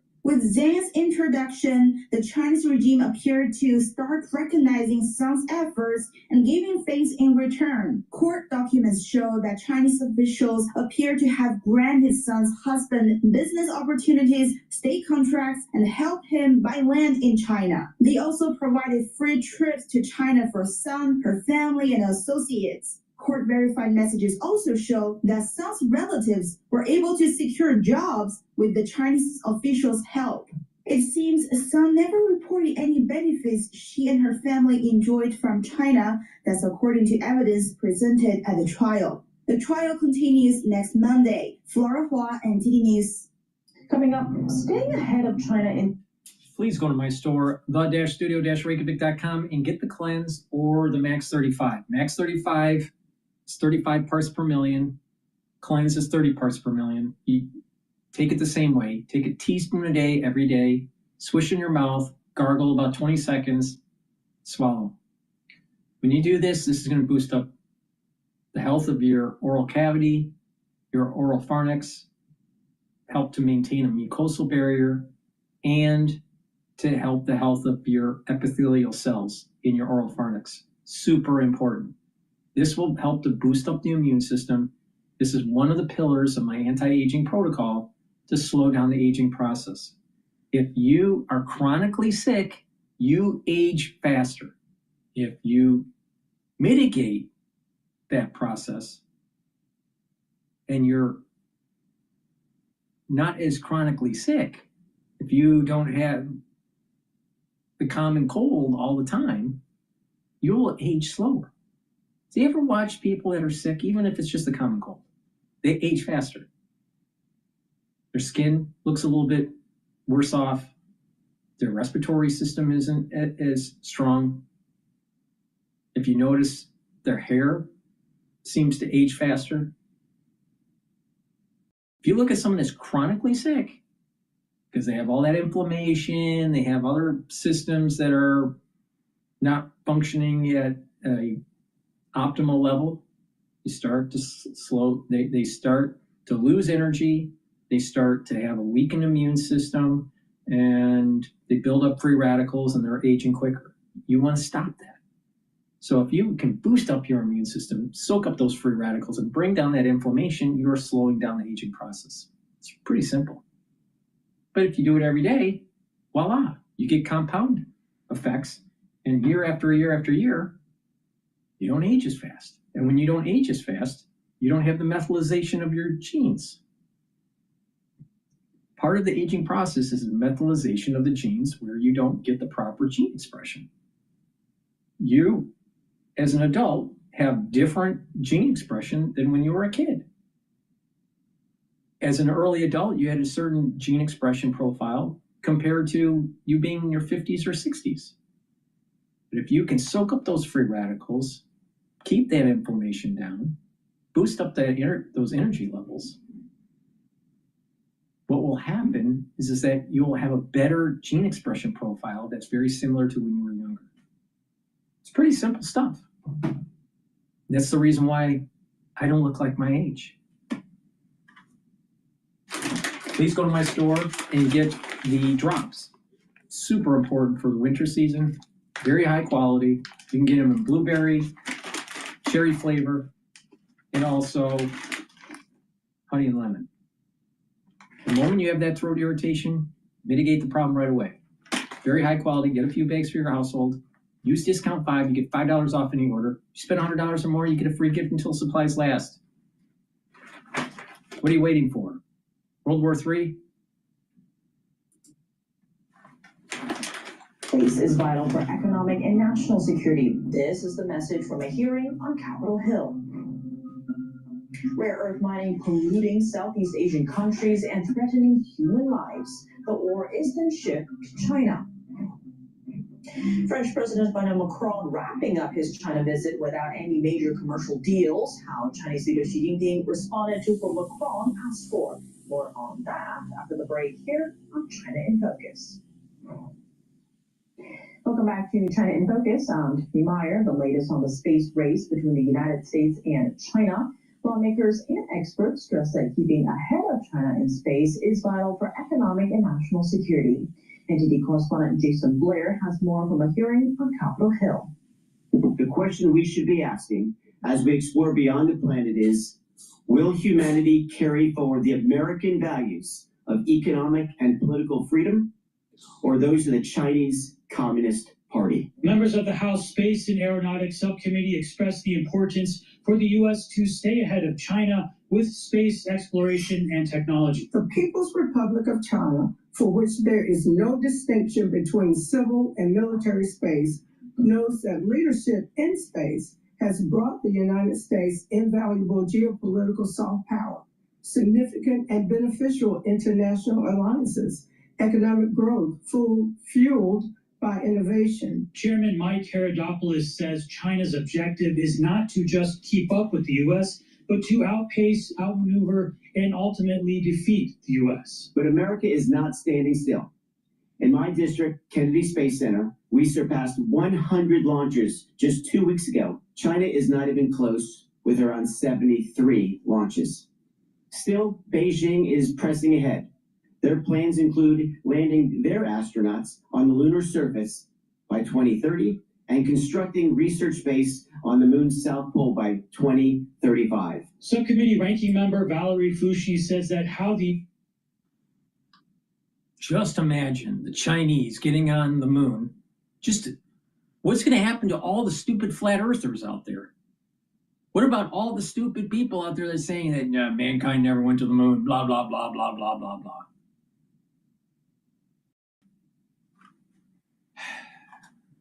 Part of the problem in the United States is we have a lot of stupid people. And we have a few people that actually care about the country, that have the affinity of God, country, and family, and have some brain cells.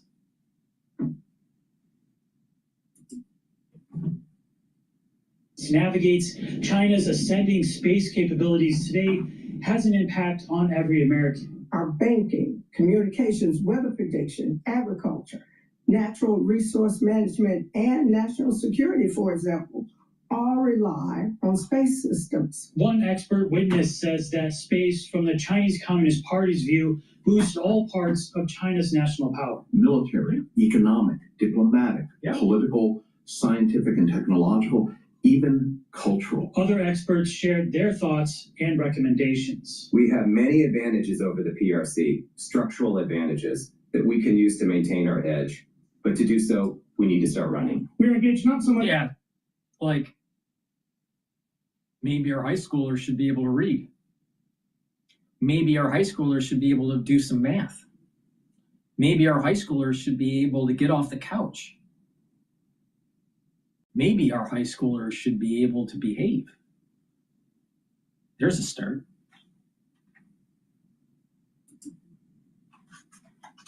Space race, but a long-term, broad strategic competition. Every new space technology, skill, and industrial capacity acquired by the PRC will be used to provide the People's Liberation Army a battlefield advantage, as well as power civilian and commercial innovation and economic growth. Reporting from Washington, D.C., Jason Blair, NTD News. China sources. Another idea is maybe America should stop having so many fucking lawyers. more engineers. Ores from Southeast Asia, processes them and exports them to other countries, or instead chooses to weaponize them as leverage against the West. What does it mean for other Asian countries? Pollution from rare earth mining in Myanmar is tainting rivers in Southeast Asia, threatening farmers, fishermen, and entire ecosystems downstream. One study found more than 2,400 mines across mainland Southeast Asia, many of them illegal and unregulated, and they could be releasing deadly chemicals into the waterways. For most of her life, 59-year-old farmer Tip Kamlu has irrigated her fields in northern Thailand with the waters from the Kok River. It flows down from neighboring Myanmar before joining with the Mekong River that cuts through Southeast Asia. But authorities in April warned residents to stop using water from the Kok because of contamination concerns. Since then, Tip has been using groundwater to grow pumpkins, garlic, sweet corn, and okra.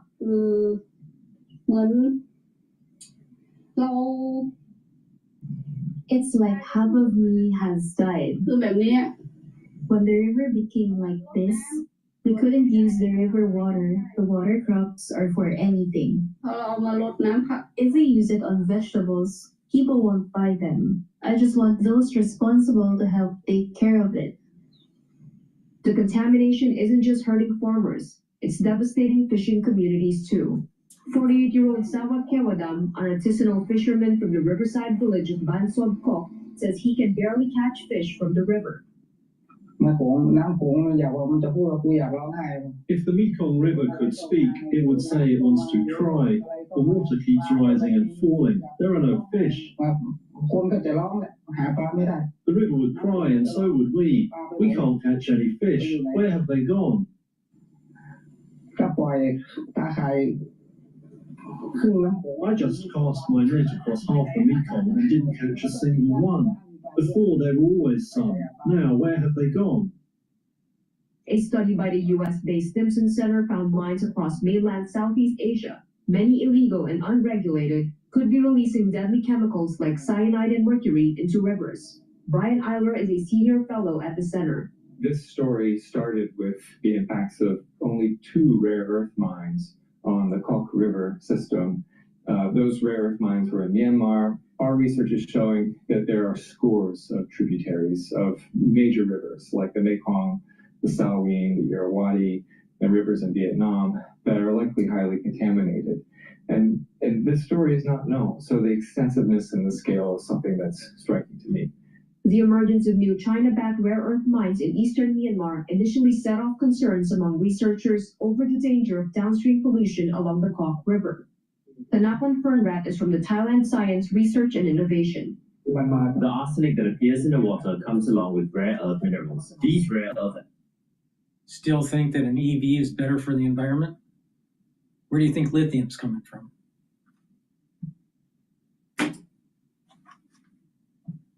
Are also associated with radioactive elements. Their concentrations rise and fall together. It has only been 2 years since the rise of rare earth and gold mining in Myanmar at the Kok River's source. If this continues, nature will no longer be able to resist it, and contamination levels will rise sharply. From Myanmar's mining sites, raw materials are shipped to China for processing. Beijing dominates global rare earth production and has used these minerals as leverage in its trade war with the US. In response to questions from Reuters, China's foreign ministry said it was not aware of the situation on river pollution.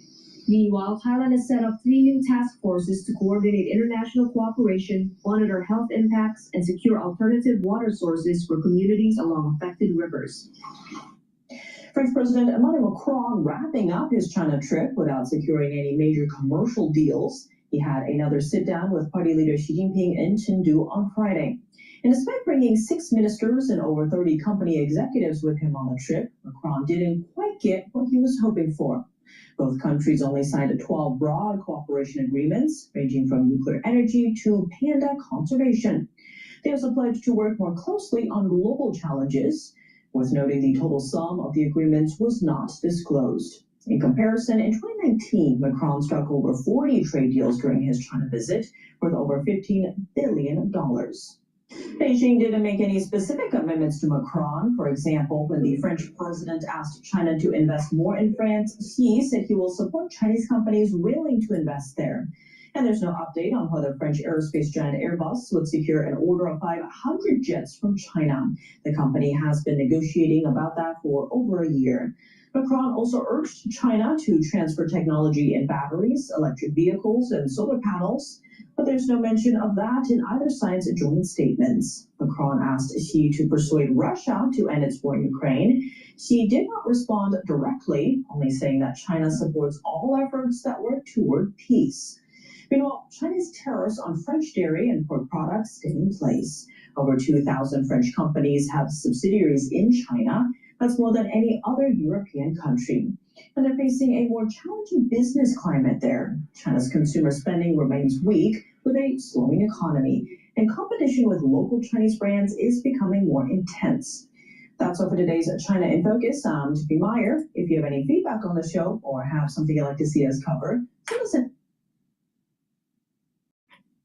We're going to pivot over to Bloomberg. They're talking about Congress stumbles towards ACA deadline.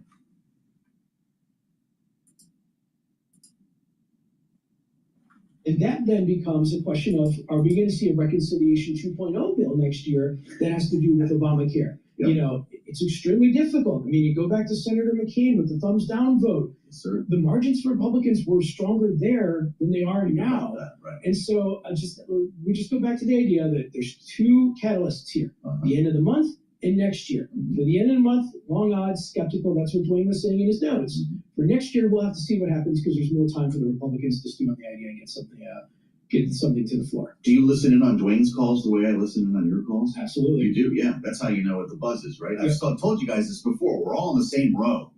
And when Nathan or his colleagues put the headset on, it's usually about to get good. Are people calling you about this? Is this an investment a question for folks right now, or is it just about the insurers? How does Wall Street? It's about the insurers. Yeah. I mean, it's just whether or not are those premiums going to be there next year or not. And you know, the idea of a healthcare plan writ large. I mean, this is something that we've got time to talk about this because from the market perspective, it is the end of the month. That's the catalyst that people are focused on.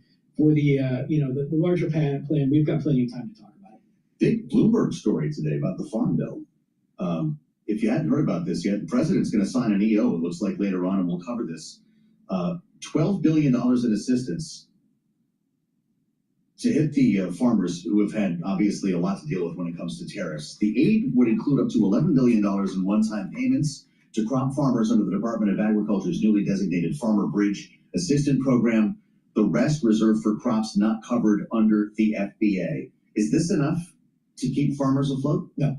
Okay, then. The story from the farmers here is trade, not aid. Because what this is going down, they don't want this. Well, they'll take it, but obviously this is not going to help them because you have a bad situation where you have low crop prices, high production costs, and you also have China not purchasing soybeans and other agricultural products like they have in years past. You put all three of them together, you get a really nasty trifecta that are impacting U.S. farmers at the moment. Now, in terms of what this is doing, this is a little bit late to the game. Spring planting season, at least the CapEx purchasing and negotiations started a couple of weeks ago. So if you talk about the government bureaucracy, if this comes out in January, a couple of weeks late. Yeah. But when this happened back in 2018 and 2019, there were about 644,000 farms that took around an average about $22,000 worth of aid. That's not going to save your farm. What's going to save your farm is additional, just essentially a change of those factors that I just mentioned about. And that's why I think that this is just the first step of more aid that's coming in the next year, because, you've had some members of the House Ag Committee on the Republican side float up to potentially as much as $50 billion in aid for farmers. But if you go out to the Farm Bill, you talk to our clients out there, they want trade, not aid. Wow. How do you guys come up with this? Trade, not aid. James, do we need to be rhyming more, I feel like, on the program? I mean, just to be part of the culture here in Washington. Do you have guys with terminals driving tractors around? I mean, that's part of...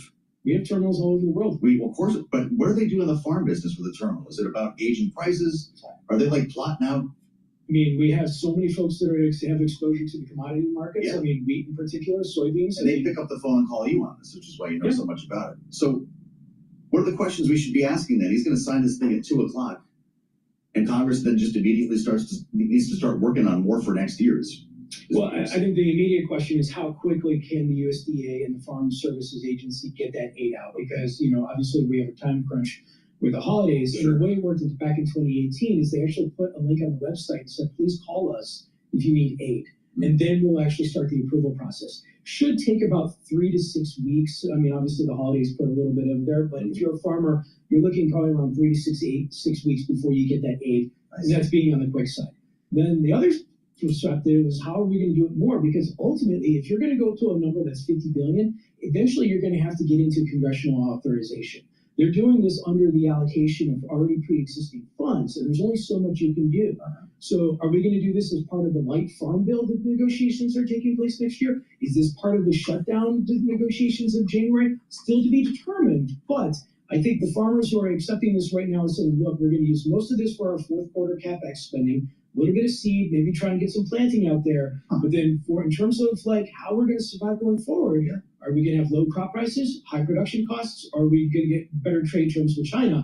Wow. You know, no amount of aid is going to really change that. This is a big story, proving again that Nathan Dean can talk about anything that I ask him about here when it comes to policy, which is why he is the senior U.S. policy analyst. And with the Patagonia fleece today reminding us that he is America's dad, you need to get some BI swag for all of us now, apparently you as well. We're trying. Please go to my store, the-studio-reykjavik.com. Get the Gladiator barley. This is very similar to the heirloom barley, but this also helps to build muscle. So if you want to build muscle, take the Gladiator barley, do some resistance training. This is a month supply. This will also detoxify your body, bring down inflammation, and soak up free radicals. You will recover quicker after your workout. And when you're detoxifying your body and bringing down inflammation and soaking up free radicals, you're helping your immune system. You're helping your endocrine system. You're helping your brain function and your cardiovascular system. The dual purpose product is very important to take every day. You can take this separately or with the barley. It works better if you take the barley, with the barley. Now, Boomer Boost has a very comprehensive compound profile shown on the screen. You can read the label on my website.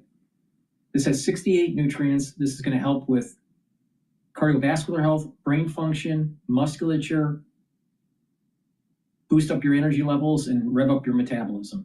This is super powerful. You should be taking this every day. If you take this regularly, you're going to slow down the aging process. You're going to feel the effects of this within 72 hours. You're going to have a steady burn of energy throughout the whole day, no spiking. You're going to have more vitality. You're going to be very energetic. You're going to be wanting to be active. That's good, right? So please go to my store, get the Boomer Boost. Like I said, this also helps brain function. It's going to get rid of that brain fog. You're going to be able to concentrate. You're going to have better positive neuroplasticity over time. This is wonderful stuff. You can stack it with the Gladiator barley or the heirloom barley for max benefits. It's a great way to control your A1C levels. So please go to my store, get the Boomer Boost, get the Gladiator barley or the heirloom barley. All right. Let's listen into Jamie Dimon says, we'll get involved in the fight if Mondani harms New York City. Well, it's a little too late. And what I've noticed as Mondani starts speaking, even though he hasn't taken the oath of office yet for the mayoralship of New York City, he's starting to have hubris. You're starting to see the tyrannical regime starting to move forward. That's what you get for a Marxist. For JP Morgan Chairman and CEO Jamie Dimon in an exclusive interview with me yesterday on AI investing and cryptocurrency, plus regulation, and also investing in the private credit space. We also talked about socialism coming to New York City, but we began by AI and jobs. Watch this. Jamie, what's your sense of jobs? Because here I think there's a little more nuance to the story. It's not just about the macro story. Now you've got to look at artificial intelligence and the fact that AI is creating efficiencies to the extent that it is cutting jobs. What is your plan to ensure that Americans are ready for this new revolution that's underway with AI? Yeah, so I think before you do AI, jobs have gotten a little weaker, wages have gotten a little weaker. And when you talk to businesses, they're going to be a little more cautious hiring. That's not because of AI. That's just because they want to do more with less, and they look at their order books, etc. I don't think AI is going to dramatically. And we're not even in a recession yet. Just wait until the recession comes, and there's massive layoffs across all industries. It'll be structural, not cyclical.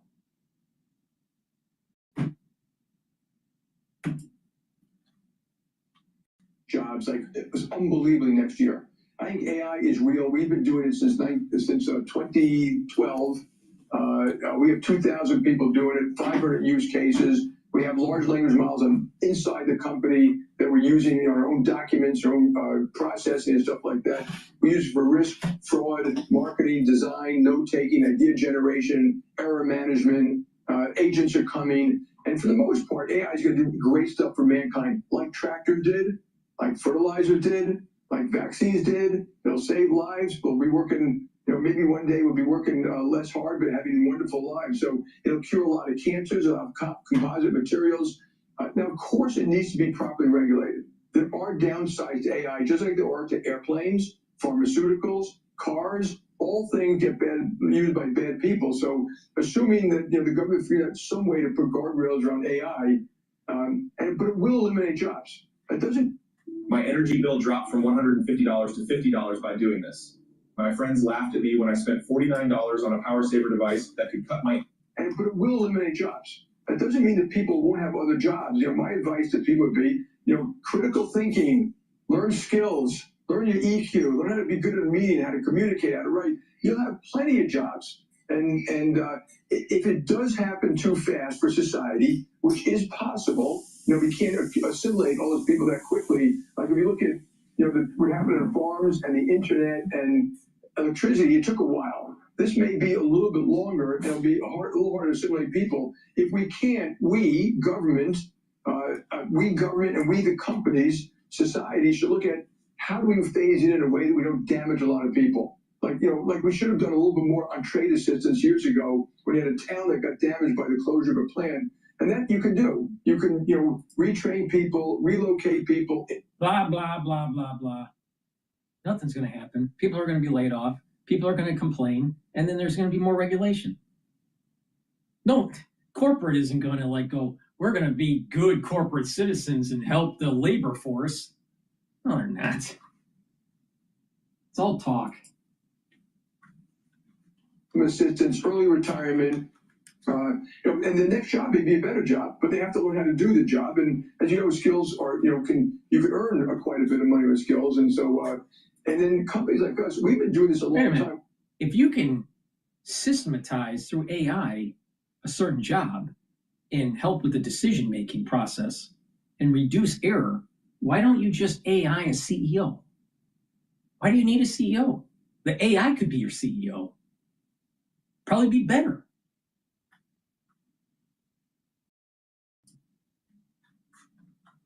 What we call redeployment programs.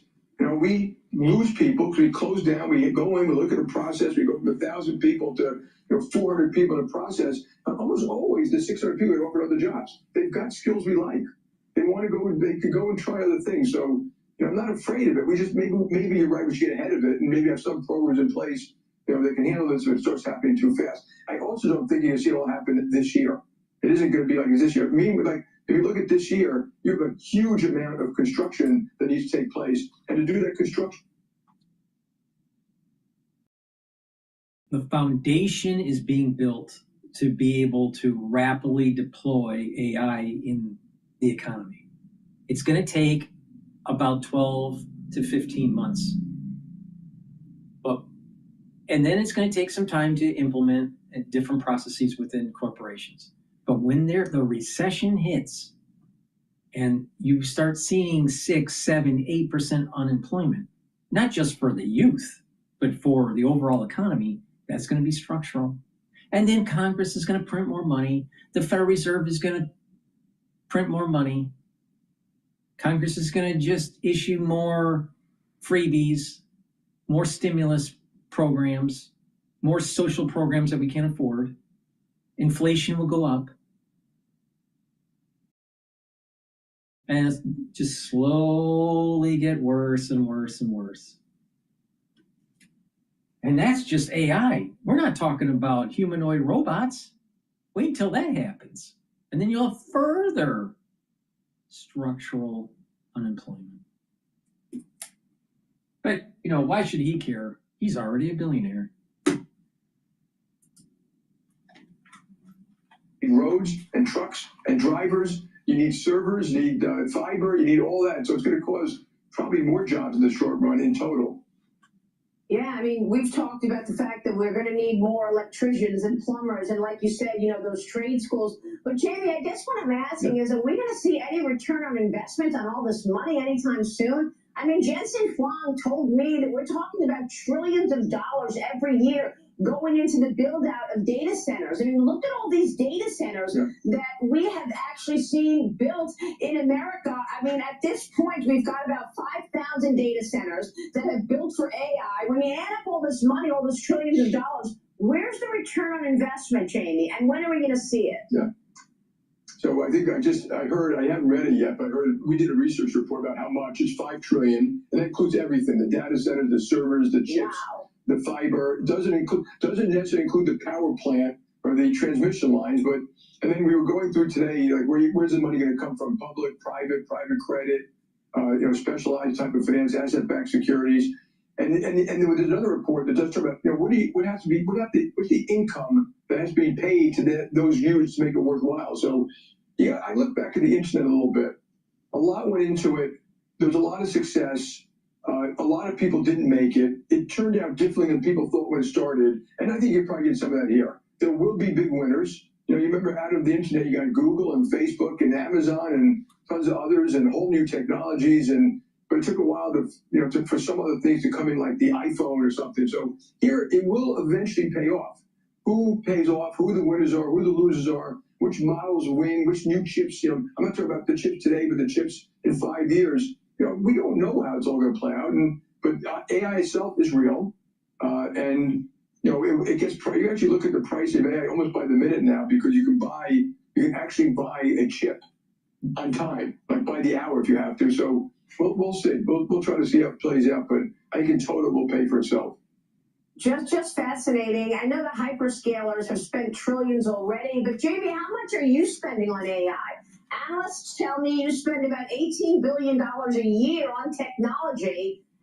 Can you break it down and tell us how you spend that money? Yeah. So the 18 billion is, we call it 9 billion to run the bank. Think of the data centers, applications, networks, cyber, all the things we do just to run the bank. And maybe some number, not quite 9 billion, but like 9 billion is the future. That's new applications, new security protocols, new data centers, public cloud, private cloud. We use both the public cloud and the private cloud. We're reformatting all our data. You have to change the format of the data so it's usable by machine learning, generative AI, and other AI techniques, etc. That's all being done. We spend quite a bit of money doing AI.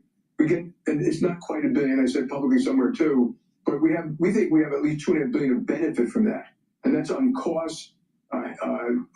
Speed, lower fraud, higher prospecting, more efficient marketing, fewer customer errors. So it's really is a very broad-based thing. We try to analyze. We don't analyze all of it because you can't tell it in some categories. And whenever we meet as a company, at any business, we sit around a table, we go through, and this has always been true. What are you doing to do a better job for your clients and the company in the future? And that's operations, technology, AI, process, procedures. Obviously look at competitors, pricing, all these various things, but we're always trying to assess that. We also watch what a lot of other people do. It's pretty extraordinary. I mean, people have come up with some fabulous ways of doing things, and we're not timid about looking at that and then saying we need to do that too. Really exciting. And I was with Paul Atkin. Please go to my store, the-studio-reykjavik.com. Get the collagen. This is dual purpose. This is a month's supply. It's very high quality collagen. This is going to help with your skin, your nails, your hair, your cartilage, your joint health, your musculature, your bone density. Very important to take every day. Again, this is a month's supply.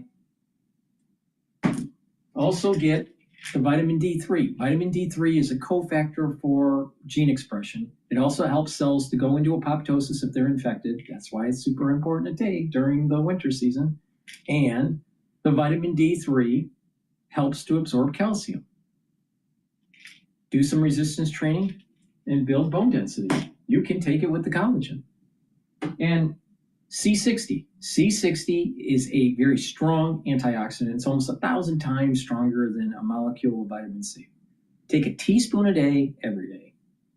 preferably on an empty stomach. It's going to soak up free radicals, help the health of the cells in your tissues. Your cells will perform better.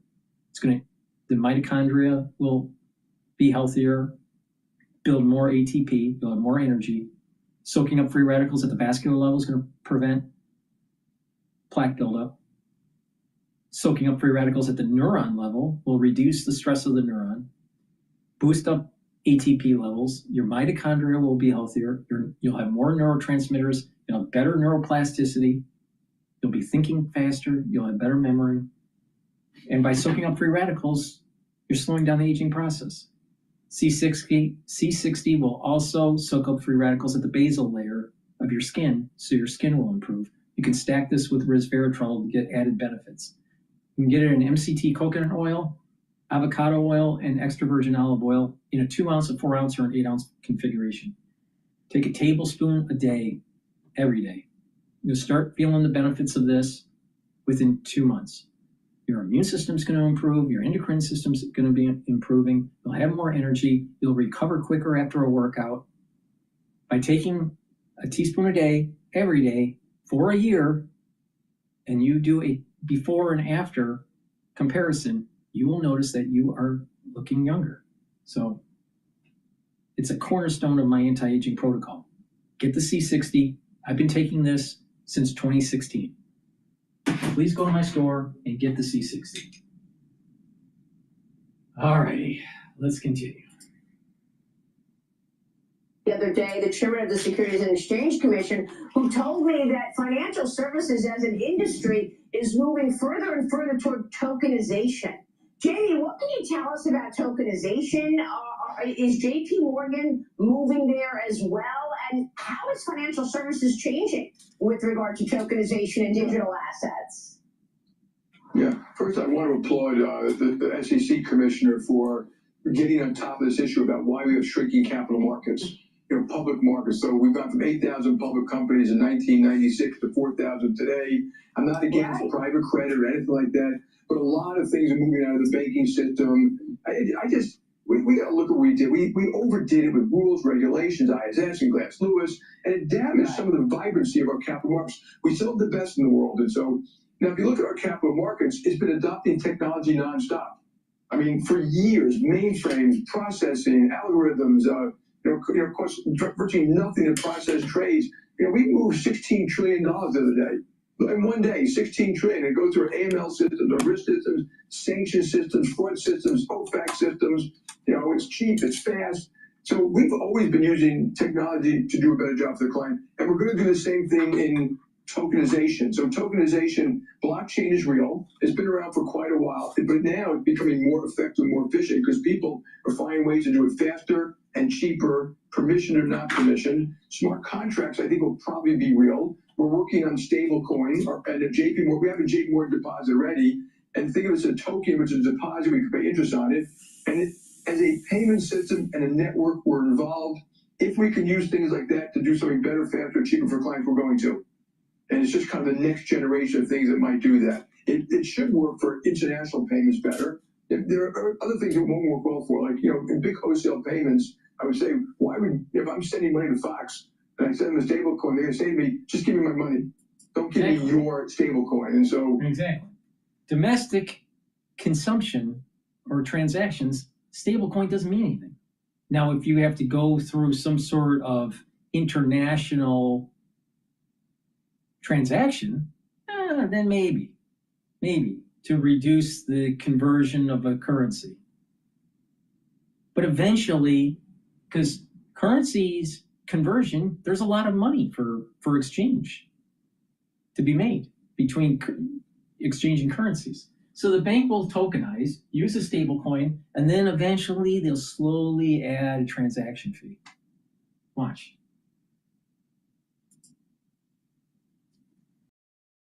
We'll work it through. To me, this technology goes to morph over time, and we will kind of want to be in the mix so we understand it, we utilize it. There may be industry or groups that do it like DTCC, where it needs to be interoperable. And it is also important for you and the people to understand that we need some kind of guardrails around it. Because when we do a lot of things, we have to follow rules and regulations and pricing and best price and best effort and AML, KYC, and this needs to have some of that too. So I think regulators and governments, they're all over the place in this, but at one point, hopefully they'll come up with rules and regulations that make it a rational, usable, fair product.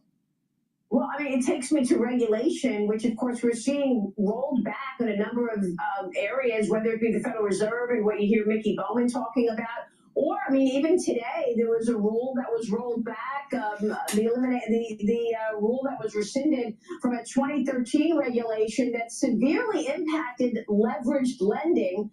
And I'm wondering, now that that rule is being changed, does that help you get more aggressive against the private credit market to better compete against some of these non-banks that have been taking market share, like the Apollos of the world, Jamie? Yeah.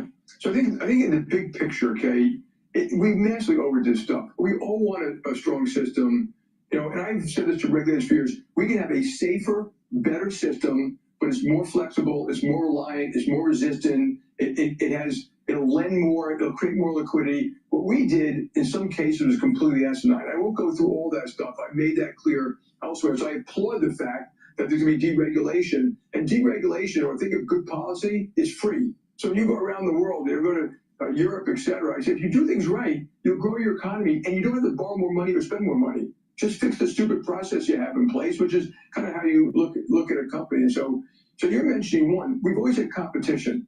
So we have this mosaic of a financial system. We've got private equity and hedge funds and private credit, and among banks, and among all those, there are good players and bad players. So it isn't really just us versus them or something like that. But I do think some of these regulatory stuff, including the leveraged lending rule, push some stuff out of the banking system. You may get more competition. When it comes to direct lending, some of these people are very good at what they do. There are reasons why people are using it, because the client wants it, and that's a pretty good reason sometimes. We're agnostic. We will offer a client syndicated lending, direct lending, preferred stuff. We'll do anything that we think is reasonable and makes sense, that's in the client's interest, and the risk that we're bearing is reasonable. So I do think changing these rules will do some of that around market making, the speed of issuance, disclosures, the cost of doing some of these things. So I do think it's a really good time for regulators, not in anger, not in sorrow, not in anything. Step back, look at what we did, analyze it, talk about what you want to accomplish, and make a set of coordinated changes. And we haven't done that for 10 years. Unbelievable. Jamie, how's the consumer doing? Please go to my store, the-studio-reykjavik.com, and get the turmeric. Turmeric will bring down inflammation and soak up free radicals. It's great to boost up that immune system and help with your cardiovascular health. Ashwagandha root controls your cortisol levels and controls your blood glucose levels. When you do that, you're helping your cardiovascular health and your immune system. Lignans. Lignans soaks up free radicals, brings down inflammation. It helps the immune system and your endocrine system. Stack them together. It's a very powerful stack to boost up that immune system and help with cardiovascular health. And by doing this on a regular basis, you're going to slow down the aging process. So please go to my store, the-studio-reykjavik.com. Get the great supplements I offer. Make sure you use discount 5. I want you to save some money. Use discount 5, all caps, discount number 5. Get $5 off. If you spend $100 or more, you get a free gift until supplies last. That's the end of my broadcast. Pay attention to what's going on in the Pacific. China's aggressive behavior against Taiwan is something to watch. I'm very concerned about it. Thank you for listening and have a nice day.